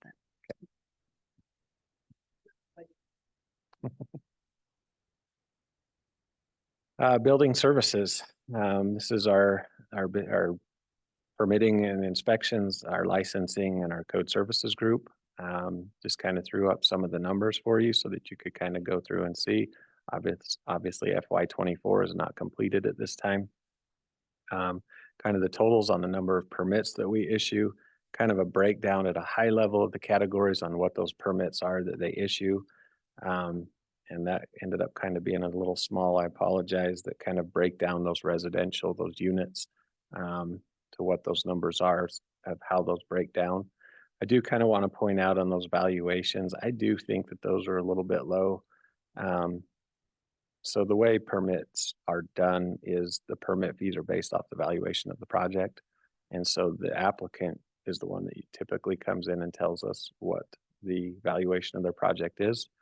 I think it would be a good idea moving forward to have a per square foot construction table that goes through, that's industry standard, to kind of go through and help identify, because we do have some of those sometimes that we do have to dispute, that we have to kind of come through. If somebody comes in to file a permit to build a brand new house and they say that the valuation and the cost is $75,000, we kind of know that it's probably not realistic. And so we need to kind of work on those. And so we are looking at ways to try to help to make sure that we are actually valuing those correctly and going through. Business licensing, kind of the same thing, except I messed up and I didn't get you a total on there, but you can see the different categories and the number of business licenses that they're issuing in each one of those categories. Business licensing is one that it's difficult. It's a pretty small team that handles they process a lot of applications, but they do a good job. Code service, kind of the same thing. You'll see the number of total code cases we have, citations that are issued, the amount of those citations, how many abatements that we've done, how many vacant buildings. As we started pushing that in the last few years, how many of those that we've got registered. I think I do want to point out in here that you'll see that there's an increase on those. And FY24 is not some kind of all of a sudden mega placeholder that's out of the norm. FY22, we had 2 code officers out of the 5 positions that we had. We only had 2. In 23, we were getting those positions hired. We were getting them trained. 24 shows that they were trained, or that they had been trained in full time, and we had them going. The citations issued is always kind of a difficult one. I just want to reinforce that it's not our goal to go out there and just issue citations. They always get a notice first, and we try to work with them and to get it resolved before it gets to that.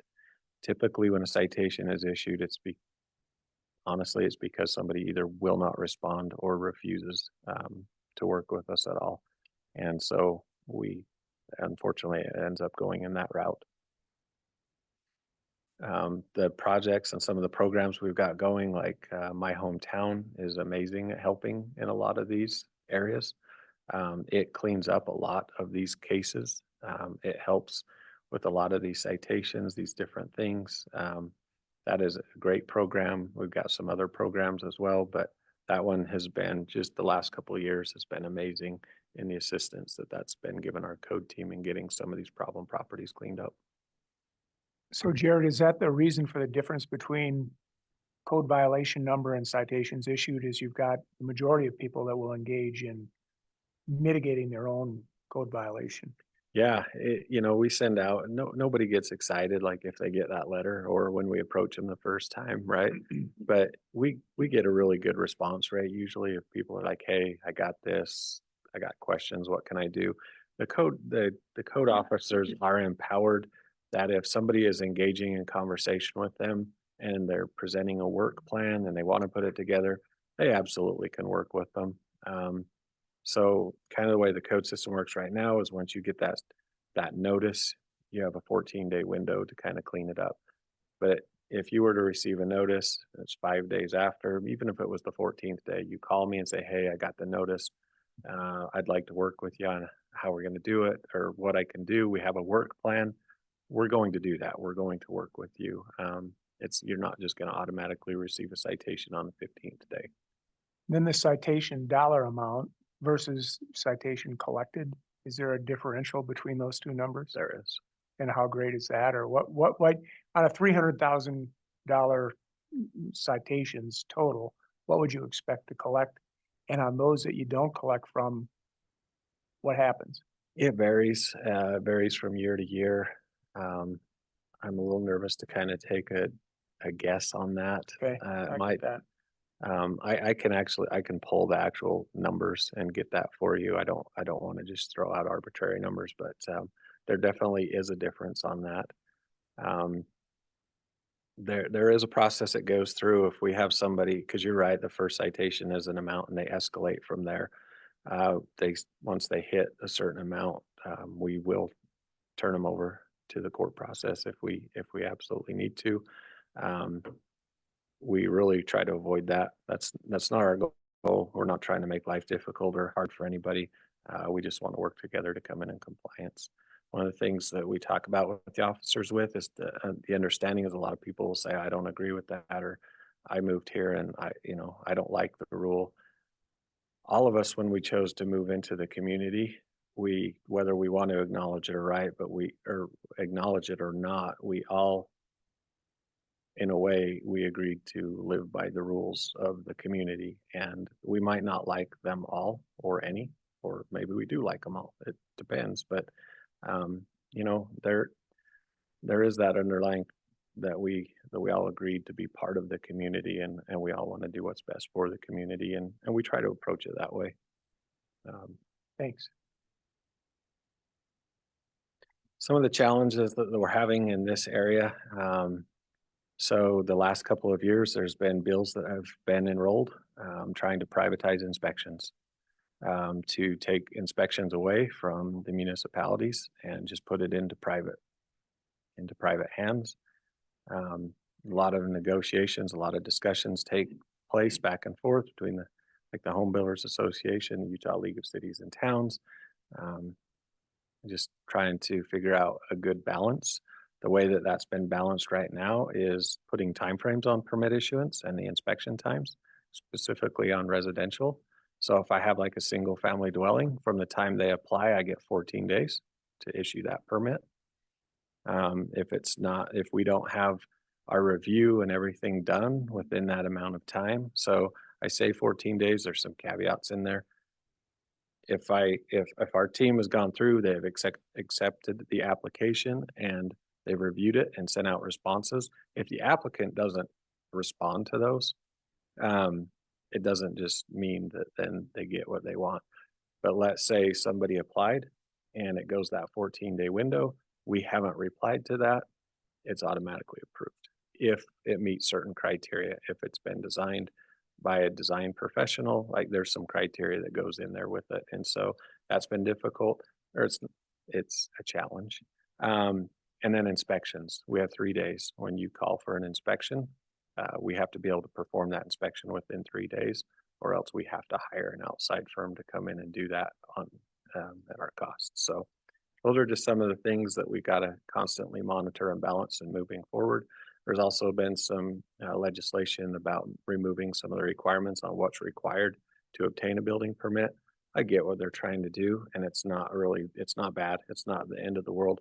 But some of the things that happen on the backside is all of a sudden, if that's not a requirement of submission, so it doesn't get caught in the plan review phase, when they move into actually building, and then it's already constructed, and then we're dealing with it at that point, then that can become cost prohibitive. So there's a balance that happens right there. Some of the other things that we need to do in this area is we need to update our building permit fee schedule and our business licensing fee schedule. Both of them are aged. They haven't been done for a while. It's probably a little easier to do in-house on the building permits. The business licensing one can get a little bit difficult because of the disproportionate fee and the requirements around that and the studies that have to be done to show those. And then on our code officer, we do have the five officers. One of the things that we noticed is they were kind of getting bogged down in the field, and we tried to push them hard to be in the field all the time. You saw on that slide before, every street, every week, we try to get around the entire city all the time. What was happening is if they run into a case that runs into, if they have to do an abatement, if we're doing a notice and order, which potentially is a demolition, some of those start to really eat up a lot of their time. And it hurts their ability to be able to get through their entire area. So we've been working with trying to take one of the officers to kind of make them a specialty officer to handle specifically those cases so the others can stay out doing what they're doing and then eat up a little bit more of their time. Just some of the legalities that we have to go through on some of those get time consuming.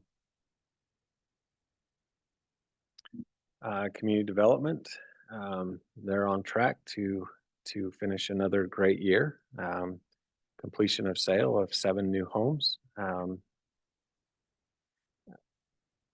7 new homes and 3 more on new home construction.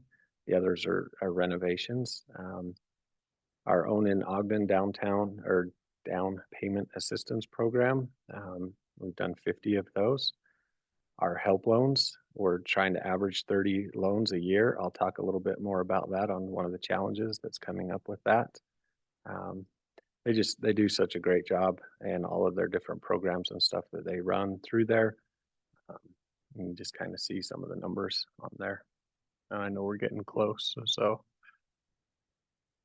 community development, some of the challenges that right now, probably maybe one of the biggest one right now is that help program. One of the things that we're looking at doing is approximately, and it's not specific, but approximately 50% of the applications that they receive are for water or sewer line replacements.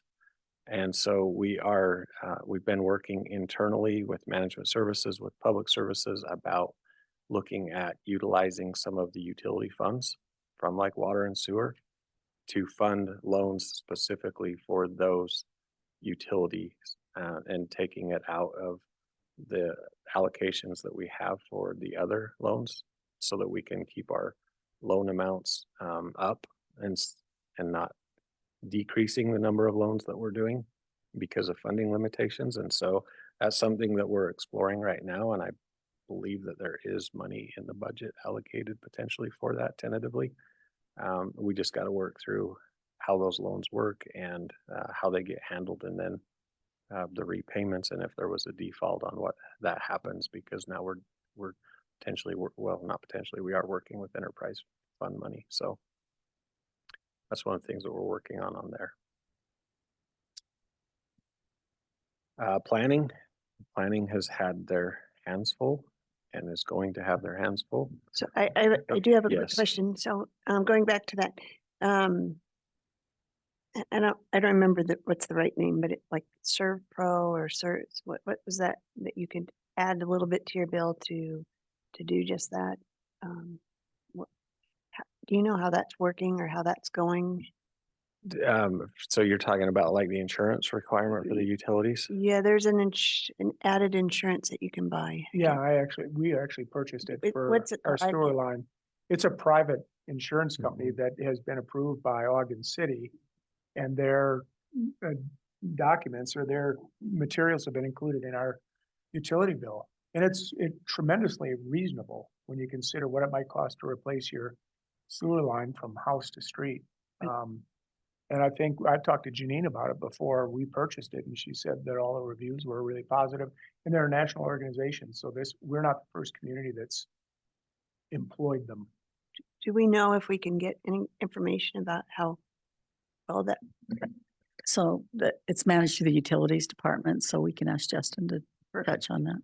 I can't remember what the company's called. Yeah. You know what, since we've got planning, maybe this is a good time to stop. Okay. It looks like the mayor has kind of some timeframes that he's working on, so I don't want to be late into the chamber, if that's okay. Yeah, perfect. I know we've got quite a bit of time, but might actually let us use the facility. Is that, yeah? Oh, yeah, Okay, for sure. great. I know you're almost done, but yeah, planning and It's Service Line Warranties of America. yeah, that's it. Service line. I knew it was. And Home Serve ID.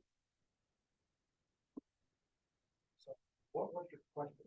I remember when we do that. I just wondered. Yeah. Right. I just wondered if people are signing up or people. I actually think we might have too. I can't remember. I just wondered if, just to kind of get away from doing the loans too. Yeah, well, Curious. Yeah, if maybe the city buys the insurance policy for the homeowner. Rather than fix the line. well, I think that was one of the questions I asked them, and it's kind of gaming the system to do that. Okay. So anyway, just if you want to grab a bite, or we have to come back in here in relatively short. So welcome back to our work session of May 21st, 2024. We will welcome back Jared Johnson to the hot spot and keep on going. So thanks for taking the time to let us put in a meeting.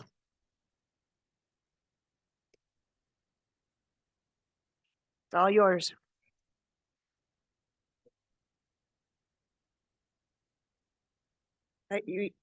Yeah, well, we moved you around, so don't feel guilty. Could have been the fire. It would have been Gary. He wouldn't have liked that. He wouldn't have cared.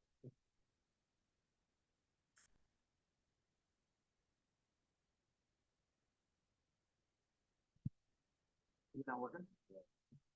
Right now. We were on our way. Yep.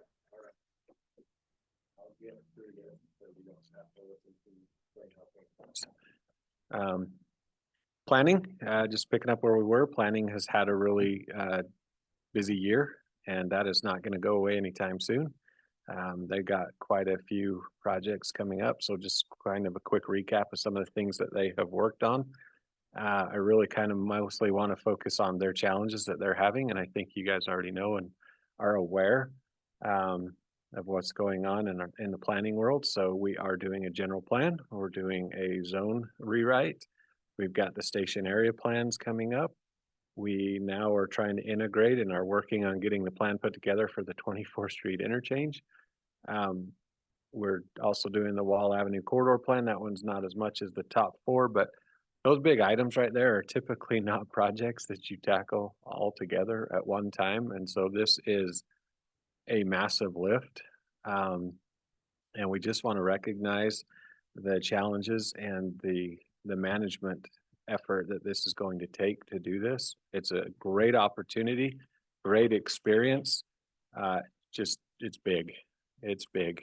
And so kind of in the realm of that is why you do see in the budget the request that's in that tentative budget for to continue to fund those temporary positions to help with this, because it is a lot. It's more than our staff can just kind of do on their own. So And Jared, that station area plans on Harrison Boulevard, is that the BRT stops? Is that, Yeah. okay, Mhm. Thank Yeah, we received a grant from Wasatch Front Regional Council to assist us with on that. And that, I mean, that's an exciting opportunity, Oh, yeah. right? And it's also mandated by state law. We have a deadline in 25 to have that done. So it is a good thing to do, and it's a good opportunity we need to take as well. So on this one, it's just really the challenges, the biggest effort. What we're trying to focus on is just continuing to get those things done, making sure that we're doing it in a way that we can manage it, that the staff can keep up, and that we're giving a good output, that the plans are what we want, what they need to be, the community engagement, making sure that we're getting everybody involved. Just it's a lot to go through, but so we recognize that. Our ACE team, Arts, Culture, and Events, this is our little ray of sunshine. That's what just the great things that they do. And I mean that like in a positive way. Like I'm not joking about that. Like, when we need a pick me up or we need some good positive news, Christy is always there to deliver. The next couple slides we're going to go through is just going to demonstrate,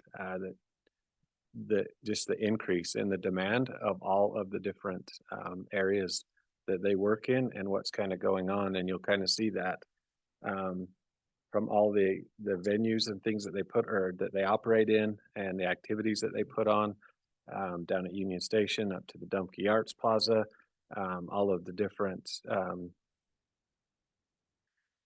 projects that they try to manage going through with different arts grants. And it's exciting because there's an uptick in those that want to participate in the demand for those different things. And so, no, it really is. It's a good thing. You can kind of going through here, you can see that just over at the corner market that she manages and run over there, they've had a $13,000 increase in sales over there. Triple digits in the number of students and field trips that are coming to Union Station. I think one of the big takeaways right there that needs to be looked at is just the admission at Union Station itself, an increase of 35,000.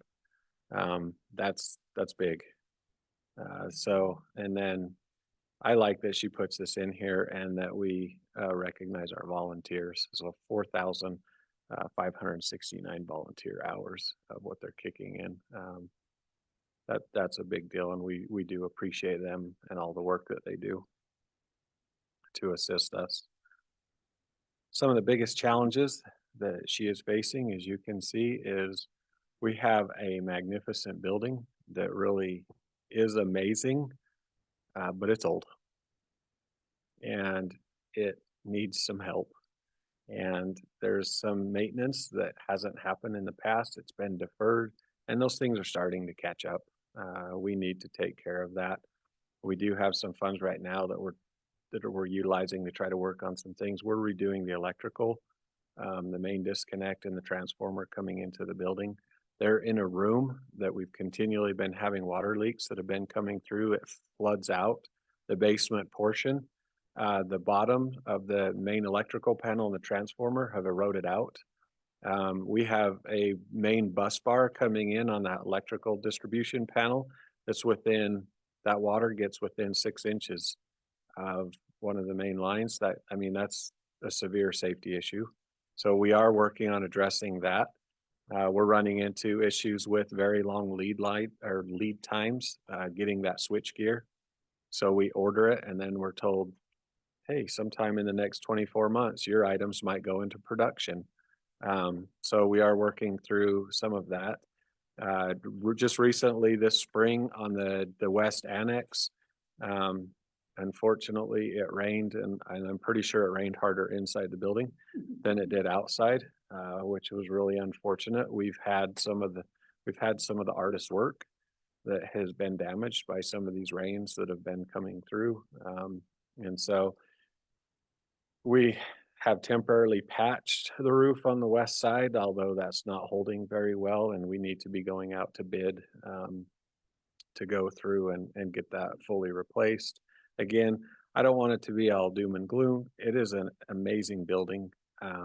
We just need to provide some attention to it. Some of the other challenges and stuff that they have is we're constantly adapting and we're getting new technologies and things that are coming through, but sometimes those technologies, the building itself doesn't lend well to those or doesn't maybe have the infrastructure that we need it to have to kind of service those. And so Christy and her team have to get creative on how to kind of make those function and how to get them to work and what we can do to put those together. And hats off to them. They've done it every time. I have been able to participate in quite a bit of the meetings that happen over there, and I'm always impressed with what they do.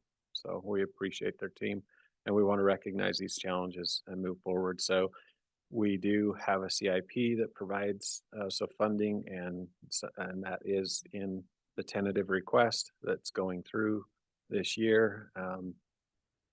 But it's going to take more, unfortunately. As far as CED and our staffing requests, we don't have any new full-time positions that have been added. The request that you see in there, there is an airport deputy manager. It does not increase the full-time employee count at the airport. We recently had a retirement at the airport. It was the lead maintenance individual. That person had been there for over 40 years or just under right there. And so the individual is so high in their bracket that requesting to change that position title, that it still falls within that. So essentially we can do it as a budget neutral request and not increase the head count. The reason that I requested this and put it through was to also accomplish, we don't really have at the airport a second in command. So the manager was responding to basically everything that was happening, nights, weekends, holidays, plus trying to run the, a full workload all week long. So we're doing this to try to create a level that if the manager, that we have a second, that somebody can be there to assist and to help out and to help carry some of that load. And so that proposal is to do that title change, have an individual that will still have all the responsibilities that the lead maintenance position had, but will also have some increased position or responsibilities to help out with some of the overall management.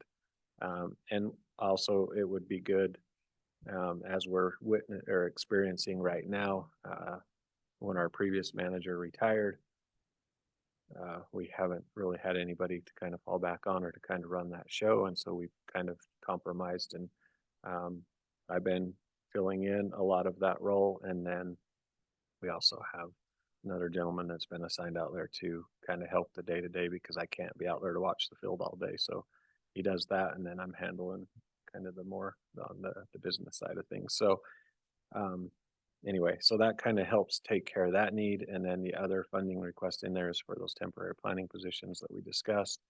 There were some other requests coming from the department originally from our ACE team, community development, building services, and business services. All had some requests. All of those were reclassifications, and all of those have been held for review and additional details waiting to see what comes out of the compensation study that's currently being done right now to see if that assists with any of those needs. So you won't see those in there. So are you saying you don't need that maintenance position?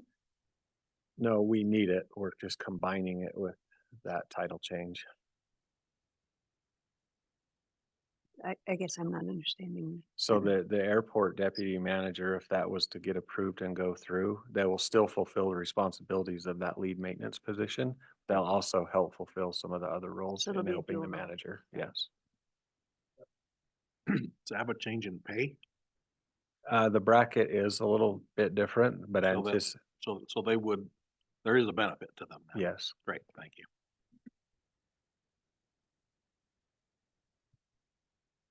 Do you have any kind of projected timeline to hiring a manager position? Working on it right now. Yep. He's quiet. He's, No. You get to be in the "this could be you" bubble. No, we are working on that. We have hired an outside consulting company that specializes in airport executives, and they are on board. We're in communication with them. They have tentatively started sending out information about this job, and then we're finishing the brochure that they'll be sending out nationwide. We actually met with HR on it today. We sent that back to them, so we're really close. So Jared, about the pay range for the airport manager, I mean, last time we hired a manager, we weren't in the realm of what the industry paid. Do we have a sense of whether we are now, or we're gonna need to make an increase to entice somebody that we would like? When we've talked to our hiring consultant, they know what our range is, and the possibilities of what we could do with it. And they're a little bit hesitant, but they also feel confident that we're not as bad as we were before. And I shouldn't say that we're bad now. They feel comfortable with the range that we have, and that we've rectified it from 2017, the last time we went through this. Okay. So we'll see if that comes up to play again. I mean, we're setting the criteria and the standards. We want somebody that has aviation experience, preferred membership in AAAE, which is the airport executive group. A lot of qualifications and stuff that we're asking for to be able to handle some of this stuff moving forward. We really want to push the airport in a positive manner moving forward. It is such a great opportunity for the city. I keep describing it to those that I talk to that it's a giant economic engine that we just haven't really turned on, and we really need to get it going. Well, that's why I asked the question. I mean, I think if you've got an airport manager that's got an abundance of experience in lots of areas of aviation and running airports, and particularly marketing airports, quite frankly. Ogden Airport is quite the jewel that is unpolished. And I don't think we want to get somebody that just runs the airport. We want to get somebody that can really promote the airport. Agreed. And that's what I wondered about the money. That's you want that person that can do that. And we need to pay for that person, whoever it is. So Yeah, so ADK is the consulting company, and like I said, they've seen what our range is, top, bottom, and they feel confident. I think we can get somebody that will do that, huh? Yeah. Okay, thank you. The CIPs that we have right now in CED that have been that are put in that tentative budget right now, we have the 9 rails public realm improvements at 100,000. That's coming from BDO funds. The Dumpke Arts Plaza Reserve Fund is 51,000. That's projected to come from the Adams CRA. We have the 25th Street streetscape improvements of 650,000. Now, this is not the total cost. If we were to actually build out that entire project, it's going to be substantially more than that, but this gets us to start getting the plan and conceptual and to really dial down. I shouldn't say conceptual, you've kind of seen some conceptual, but to really put together the plan to get those real costs and then start to identify the timing. Preferably, we would like to try to coordinate or schedule that work and get it funded about the same time as Wonder Block will be coming online. That's projected to be in the fall of 2027. So those are some things that we've kind of got to work through and figure out by then, but this gets us started. We have the infill development infrastructure. This is used by our community development group on their projects that they do. There's 100,000 that comes out of the water utility, 100,000 that comes out of the sewer, and it specifically goes to the infrastructure on their infill projects for those utilities. We have the Union Station improvements right now that's in there for another $205,000. And then we have we have some ramp money, the Merci boxcar restoration, which if you were driving by a little couple weeks ago, it got loaded up on a trailer and went away. And we're excited to see it come back because it's going to be awesome. So. And that is the CED information, that photo right there. If you haven't seen it yet, that is a locomotive that just came back. That was a lot of team effort and work that went into place. It's down at Union Station right now. It has been restored to its historical colors and name after a few trips in some different locations and some different paint schemes, but they did a lot of great work getting the original stuff put back. So Union Pacific helped with this, UTA, the ACE team. We had a lot of volunteers down there, but pretty exciting. If you haven't seen it, go check it out. Oh, do you remember, Christy?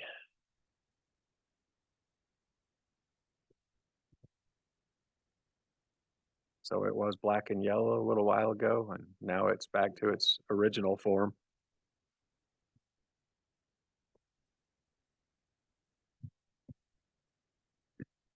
Any questions for Jared that we haven't asked him on the way? I have a quick question. Okay. So, a few years back, and I don't remember, a couple of years maybe, that we increased the planning's staffing. Is that right? Planning staff?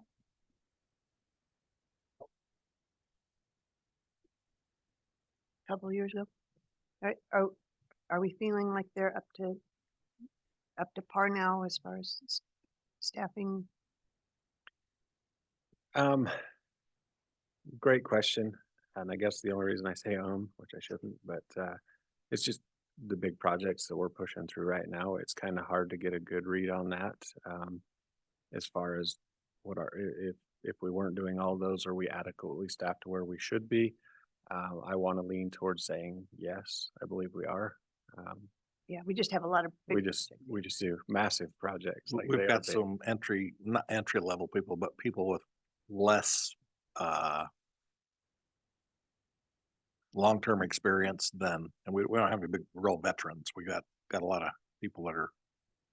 We had a lot of turnover there Right. for a little while. We really did, and we got a lot of new people. It seems like it's been a little bit more stable. The last bit, we're not turning over the staff like we were, and so those that we have, I mean, we actually got one back that left and came back, so that's always a positive. So it seems like they're starting to get some time under their belt, which helps them be a little bit more efficient and understand the operation and get to move those things forward. So. Yeah.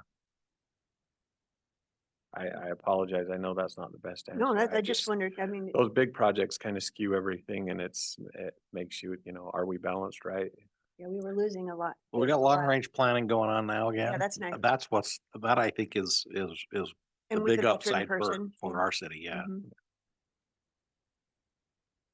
Any other questions? Sean, you got one. I know it's coming. I I'm can very see that. hesitant to ask this question, but in our proposed budget, there's that 12% income that comes out of the BDO lease revenues that comes back into that's what's proposed to come back into the general budget.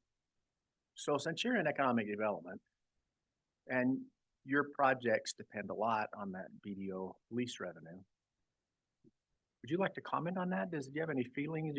My feeling is that we want to reserve that funding for projects that we wouldn't otherwise be able to do.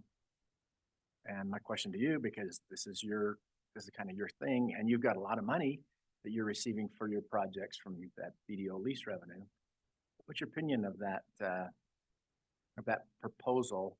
Because it's ongoing. It's not just a one-time thing, which You are. You don't want to get him in trouble. Wow. Yeah. Well, I know that's you're in administration, and so I was very hesitant to ask that question, but since Marcia asked me,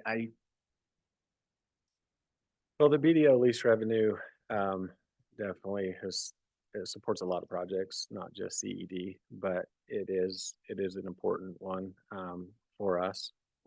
But it does support a lot of the departments, right? And we've always tried to focus on utilizing that as one-time funds and not encumber it into long term. But we in CED kind of did. last year, honestly.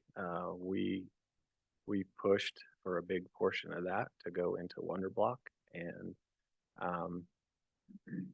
that money right now, we've tied it up for a long time to support that project. It's a great project and it's something that needs to happen, and it's hopefully will be a catalytic project to help us spur some other things. So I guess I'm answering it in a way that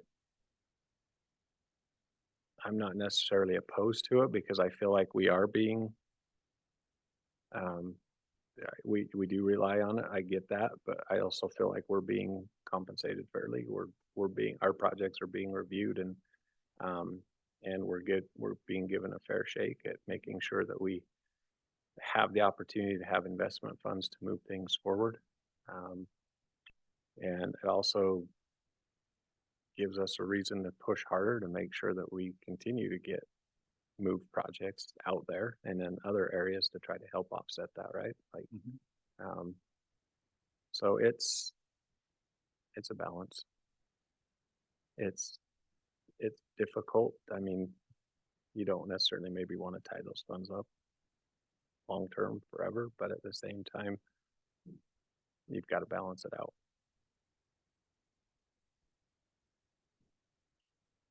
Yeah, put me on the spot on that one. Well, I'm sorry, but you very No. tactfully answered that question.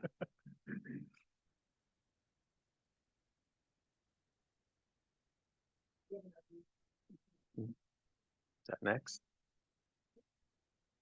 That one's gonna be a lot shorter.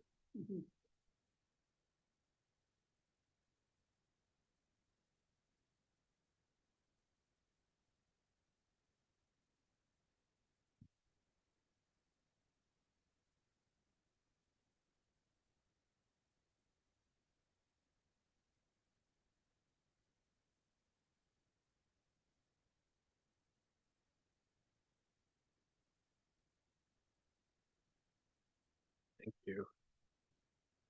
All right, the RDA right here, these are your current project areas that are in play right now. Some of them getting older, some of them are fairly new. Two of the ones I want to talk about specifically that you see on this slide, so they kind of show the expiration year and then what the increment budget estimates are for those, but there's two of them in there I want to focus on, and that is East Washington and the Adams. Currently, we're having discussions on those right now. So in the East Washington one, we are looking at steps or measures that we could take. So when that project area was set up, there was projects that were, presented at a time that would take place. A lot of those have not materialized, or they didn't at that time. And now there are a lot of projects being talked about in that area.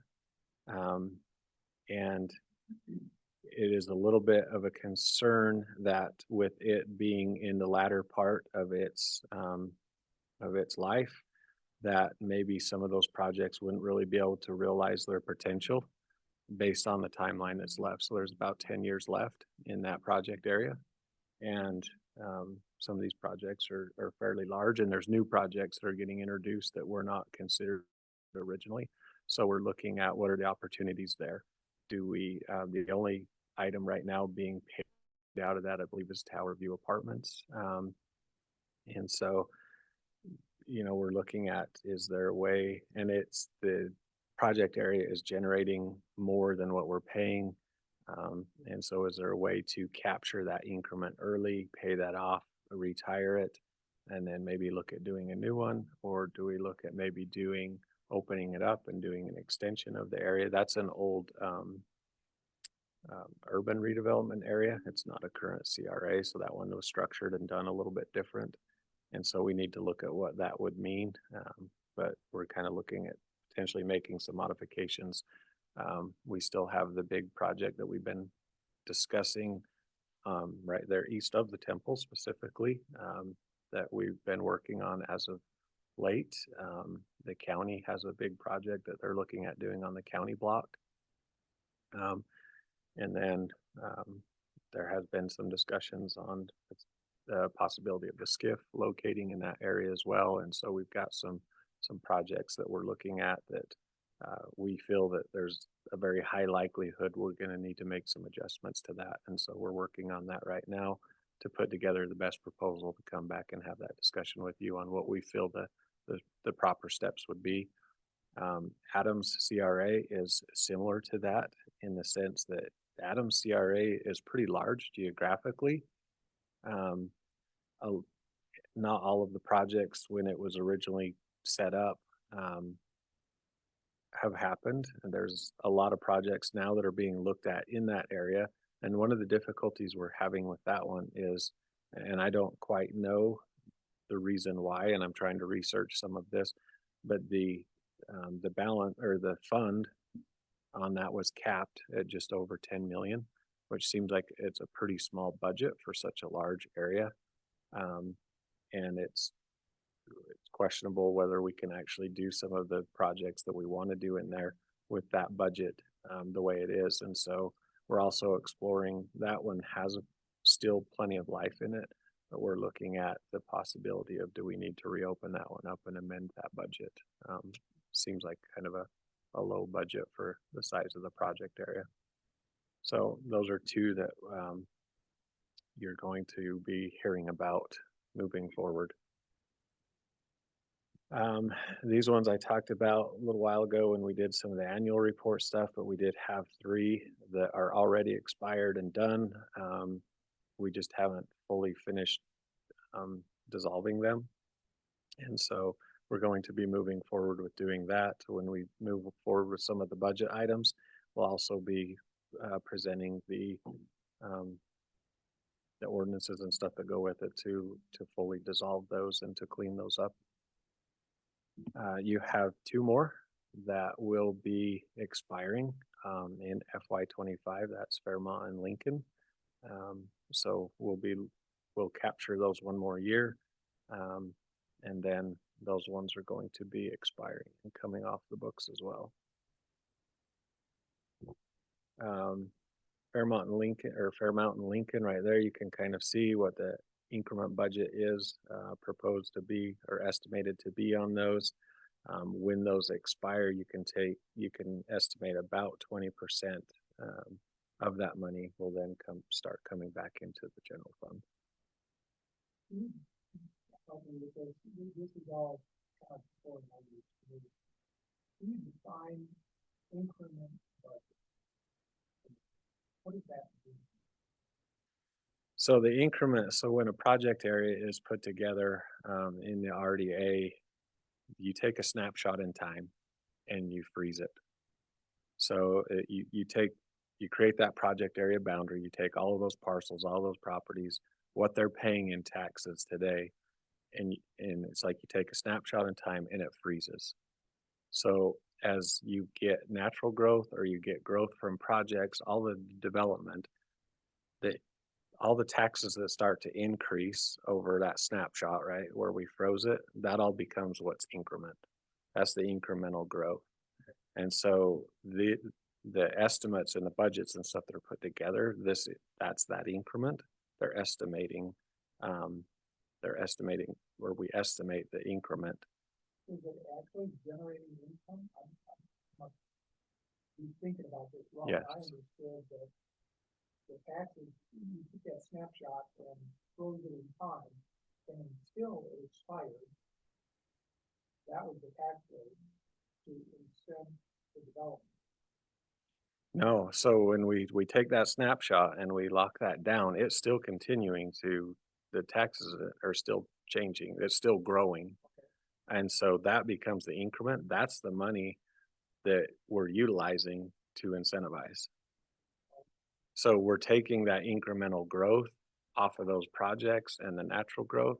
That's the money that's growing, and that's the money that we're utilizing to do the incentives or to fund other projects. So give me an example. So on East Washington, I think you mentioned the Tower View apartment. As that increment brings income, where's that money going? Do that go to the city to purchase the property or improve the infrastructure to support the development? Where does that budget go to? So when we set up a project area, one of the responsibilities that we are to do is to kind of identify and create a description of what the project area is for and what projects that we're hoping to do out of that. Sometimes you have projects that are already kind of in queue, and so you include those in there. Sometimes you don't know what they are, but you create a description in the sense that the purpose for this project is to help enhance housing, a cultural district. You go through and identify those things. They have to be items that you have to qualify. I mean, there are rules to how it all works, but you identify those what they are. And then as you have projects that come in, if they meet those definitions, then it gives us the ability to work with them to possibly provide that incentive. Or we can also take that increment to do infrastructure work to provide the utilities and the infrastructure that's needed to support projects so that they then can come in. And so typically what's happening is it's the argument that there's a need and the need can't happen by itself. And so if it wasn't for this, it wouldn't happen. And so we're trying to capture and forecast what those needs may be or what those qualifying events might be. And then we're utilizing that increment to fulfill that goal.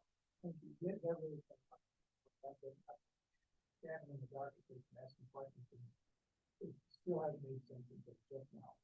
And now after a conversation with me this week, I think I understand that a haircut district where increment money is taken from one RDA and moved to another one to offset some of its costs.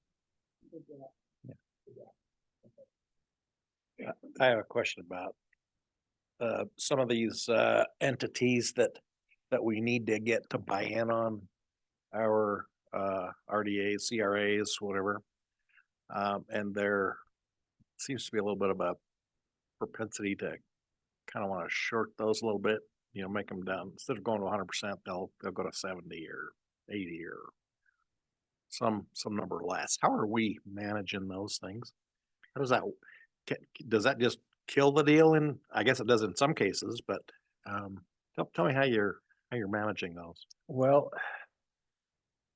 it's a big question mark for us right now. We're waiting for some of those policies to be finished so we know what the expectation is, because right now we don't know. They're not done, so they haven't been released, and so we don't know exactly what we're dealing with yet, in the sense that what is it going to be? Is it going to be 50? Is it going to be 70? Is it going to be 80? We don't know. But as far as, and we really don't know yet what that outcome may be. So you're still going to have projects that are going to come in. You're still going to have projects that are going to request that increment to help incentivize it to move forward, using the but for argument, right? I can't do this but for. Right. And how is it going to affect those? I apologize. I don't know much more today than I did before, in the sense that it's almost going to be project by project. And because I don't know what it is, I don't know what to forecast for yet. We're anticipating is the right word, that it'll likely go from a 90 to 100% in participation down to 70%. We're hearing is going to be the max, but they haven't released it yet.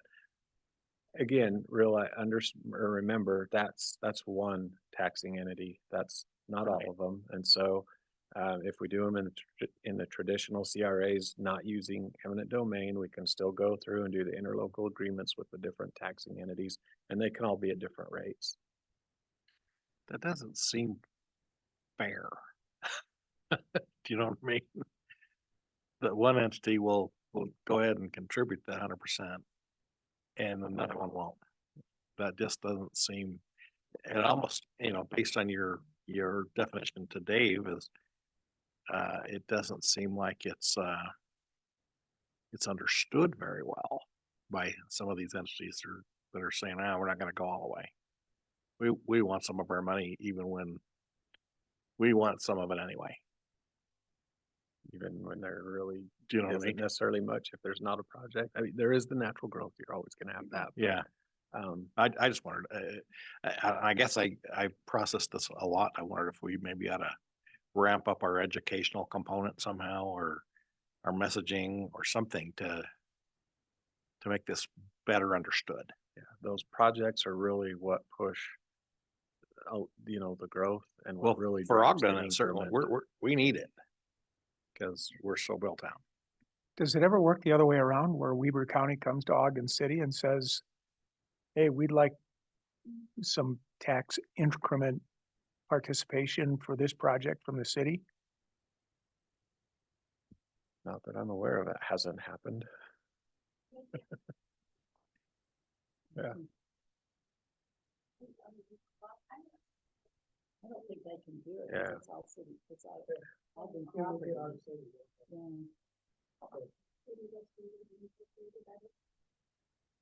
We wouldn't normally get that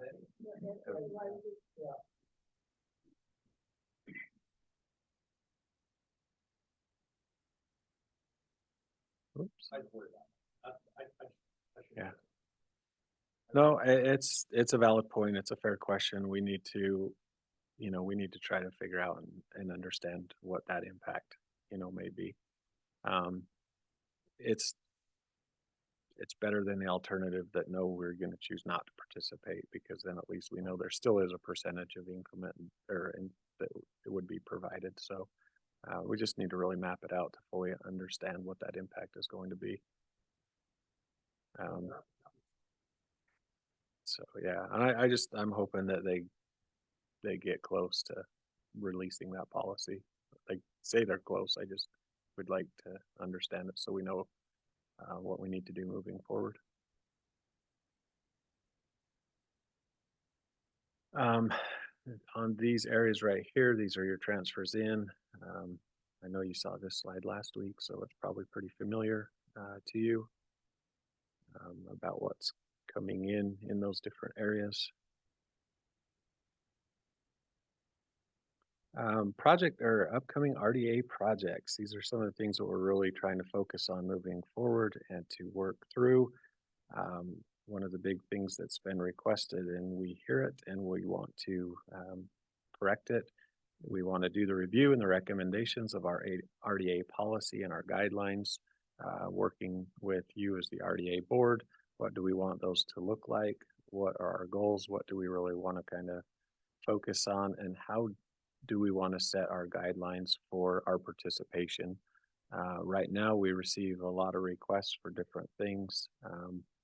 And the ones that don't even fit the project areas are easy to basically decline, because if they don't fit the description and the definition, we can't participate. But when they do, or they're on the edge, well, what are the ones that we really want to focus on? Do we want to really keep a focus on, the housing? We do have the bill that went through that doesn't allow to participate in retail. So there was some legislation that went through that you can't incentivize retail. There's a push by the retail group asking the cities to kind of try to push back and to get that changed. So it doesn't say we can't do commercial, we can't do job generating, projects and things like that, but you can't generate specifically on retail. So something to be aware of.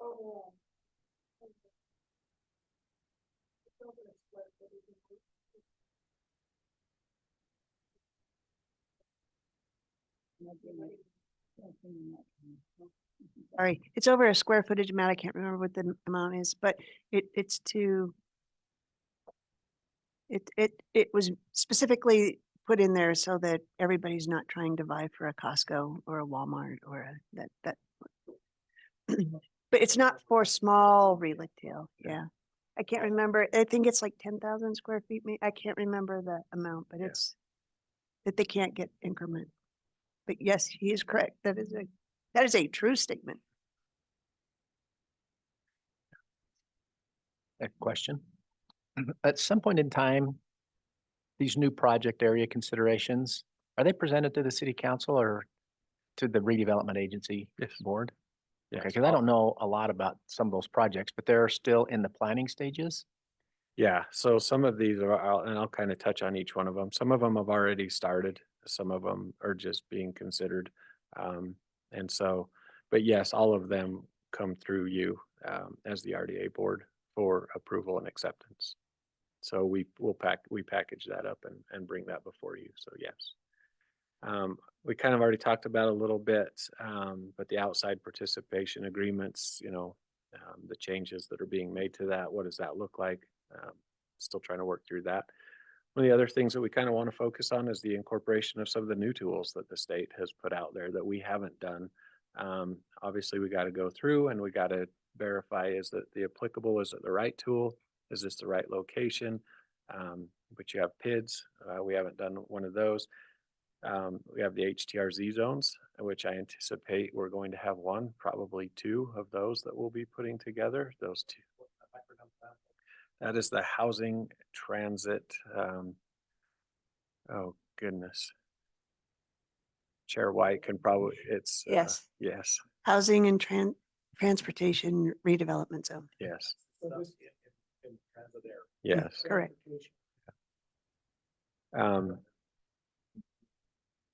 That's a public infrastructure district.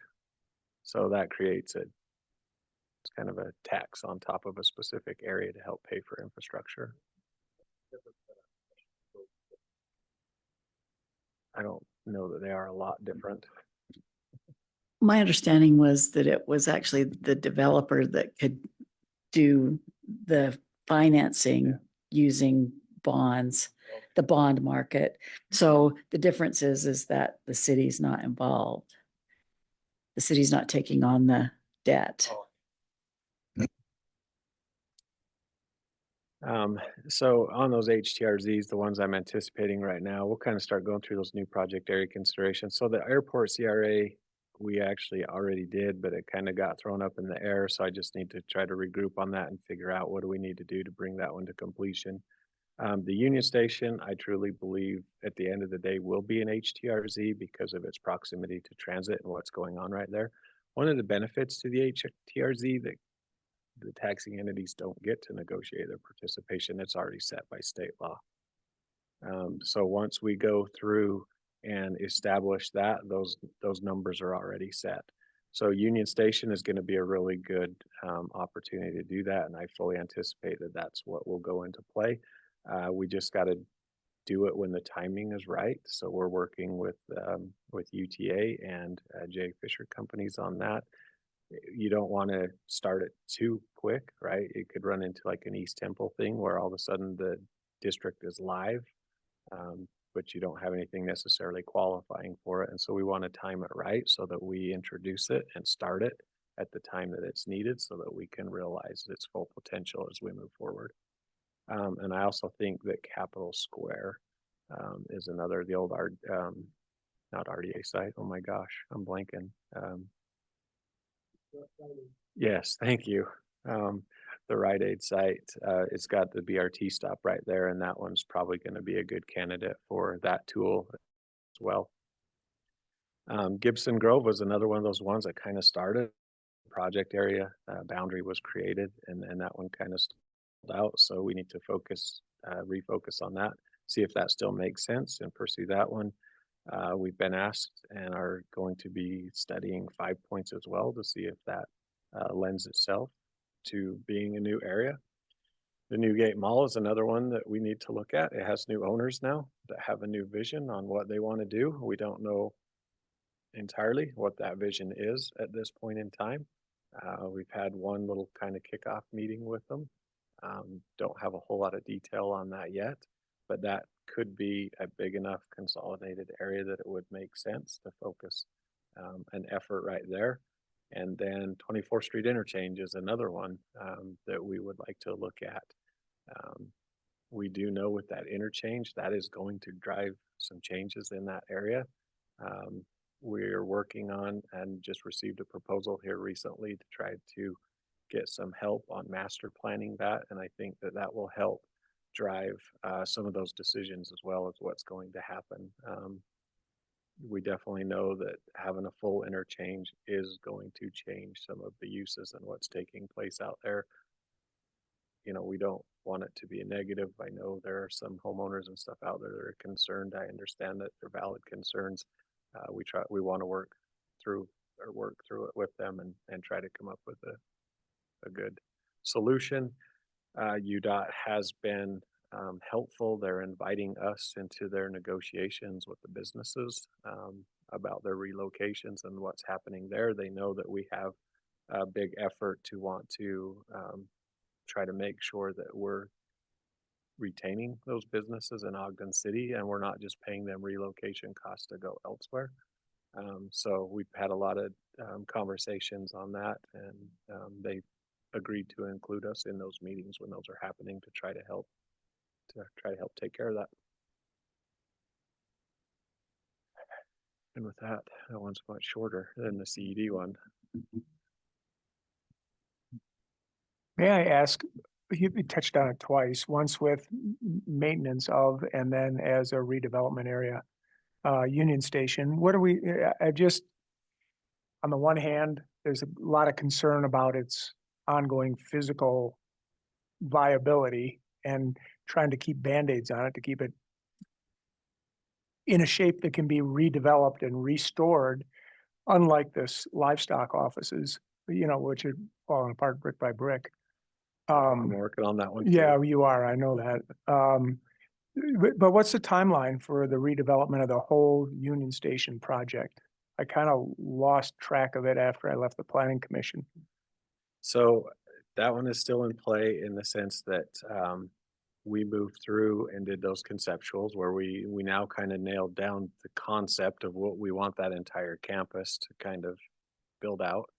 It has now transitioned from the city kind of pushing and driving that conceptual to now the developer is taking that conceptual plan and they have hired, man, it must be getting late, design workshops. It's not 9 o'clock yet. Right? It must, in You're my fine, head, I'm it's telling me. They've hired design workshop to continue on with them, which we're actually really excited about because they are a great firm.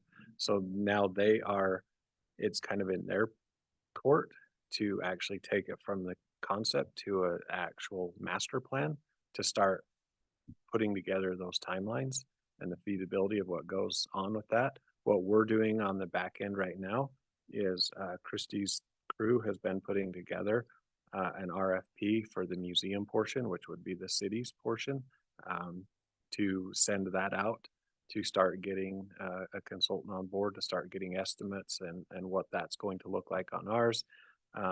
Bringing all of that stuff together, what's going to be happening during all of that, we'll be identifying those timelines, working to identify the revenue streams that will help us fund that, nailing down and really focusing on whose responsibility is what, who's going to do what. There's been some questions specifically about the Union Station building itself.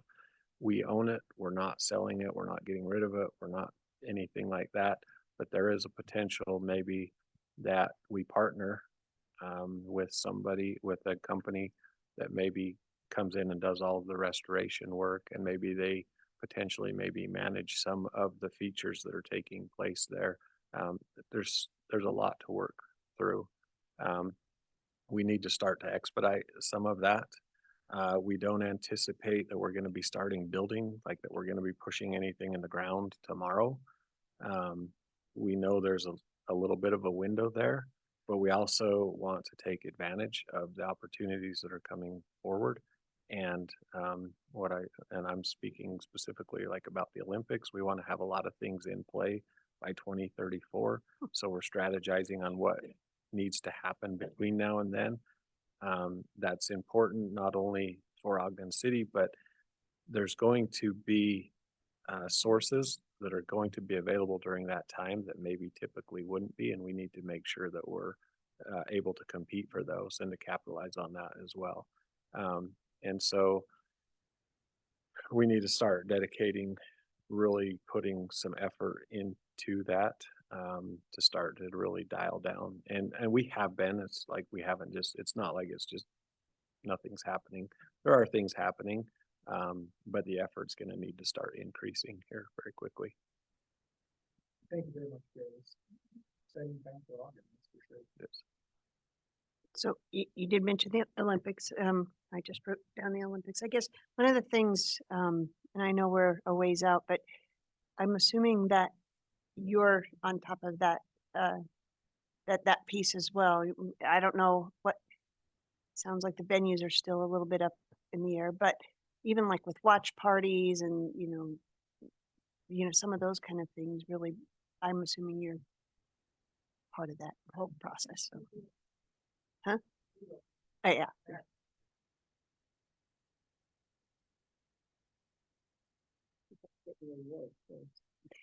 I agree. Okay. Any other comments? Well, for the new guys, this is a lot to come out at you, so hang in there with us. Thank to everybody for their patience and helping schooling me up. Because it's a big bite for sure.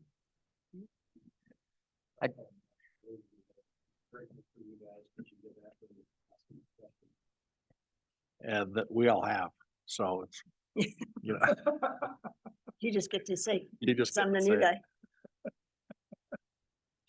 Well, Jared, I'm just very impressed with your style of presentation, your openness, and just your preparation. So it's very well done. This is a big deal, and just the economic development, that's a big driver for our community. If we can capitalize on that, that just keeps Ogden healthy and vital and growing and makes it a vibrant community. So it's a crucial part of that.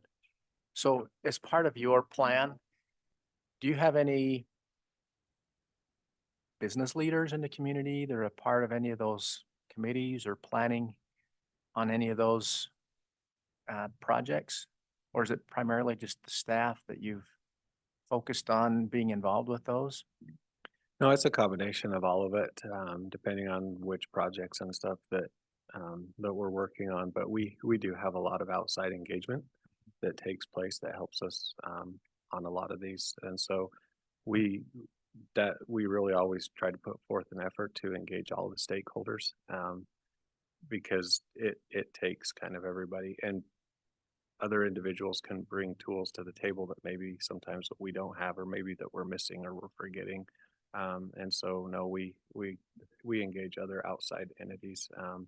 We work collaboratively with quite a few groups across the city and stay involved with them to help us. So, and I appreciate what you said. I was teasing earlier with some of the other team, and I was like, man, I'm like a month into this. This is like a lot to try to. And so I hope I'm putting it together in a manner that's helpful. We recognize your efforts and pivoting quickly to make it all presentable. I just have one other last question, and then I don't have anything else. But on 25th Street, is that plan complete, or is that something that is proposing or coming our way? The improvements of 25th? Yeah, just that you had that as one of the slides a little bit earlier as one of the improvement projects. So we have that conceptual that we did at the open house that we've done at a few different of the Make Ogdens and the open house. So that's a conceptual. So that CIP that's in there, that funding is to actually start to put that into a buildable plan to really narrow that down and then actually start to get detailed plans that are constructible. Because right now it's just an aerial conceptual overview. This is the next step to get the detailed plans, and then that will generate then what those costs and the estimates are, that then we come back later to hopefully fund that. Thank you. Anything else? All right. Have you replaced yourself? Not yet. You haven't, okay. Soon.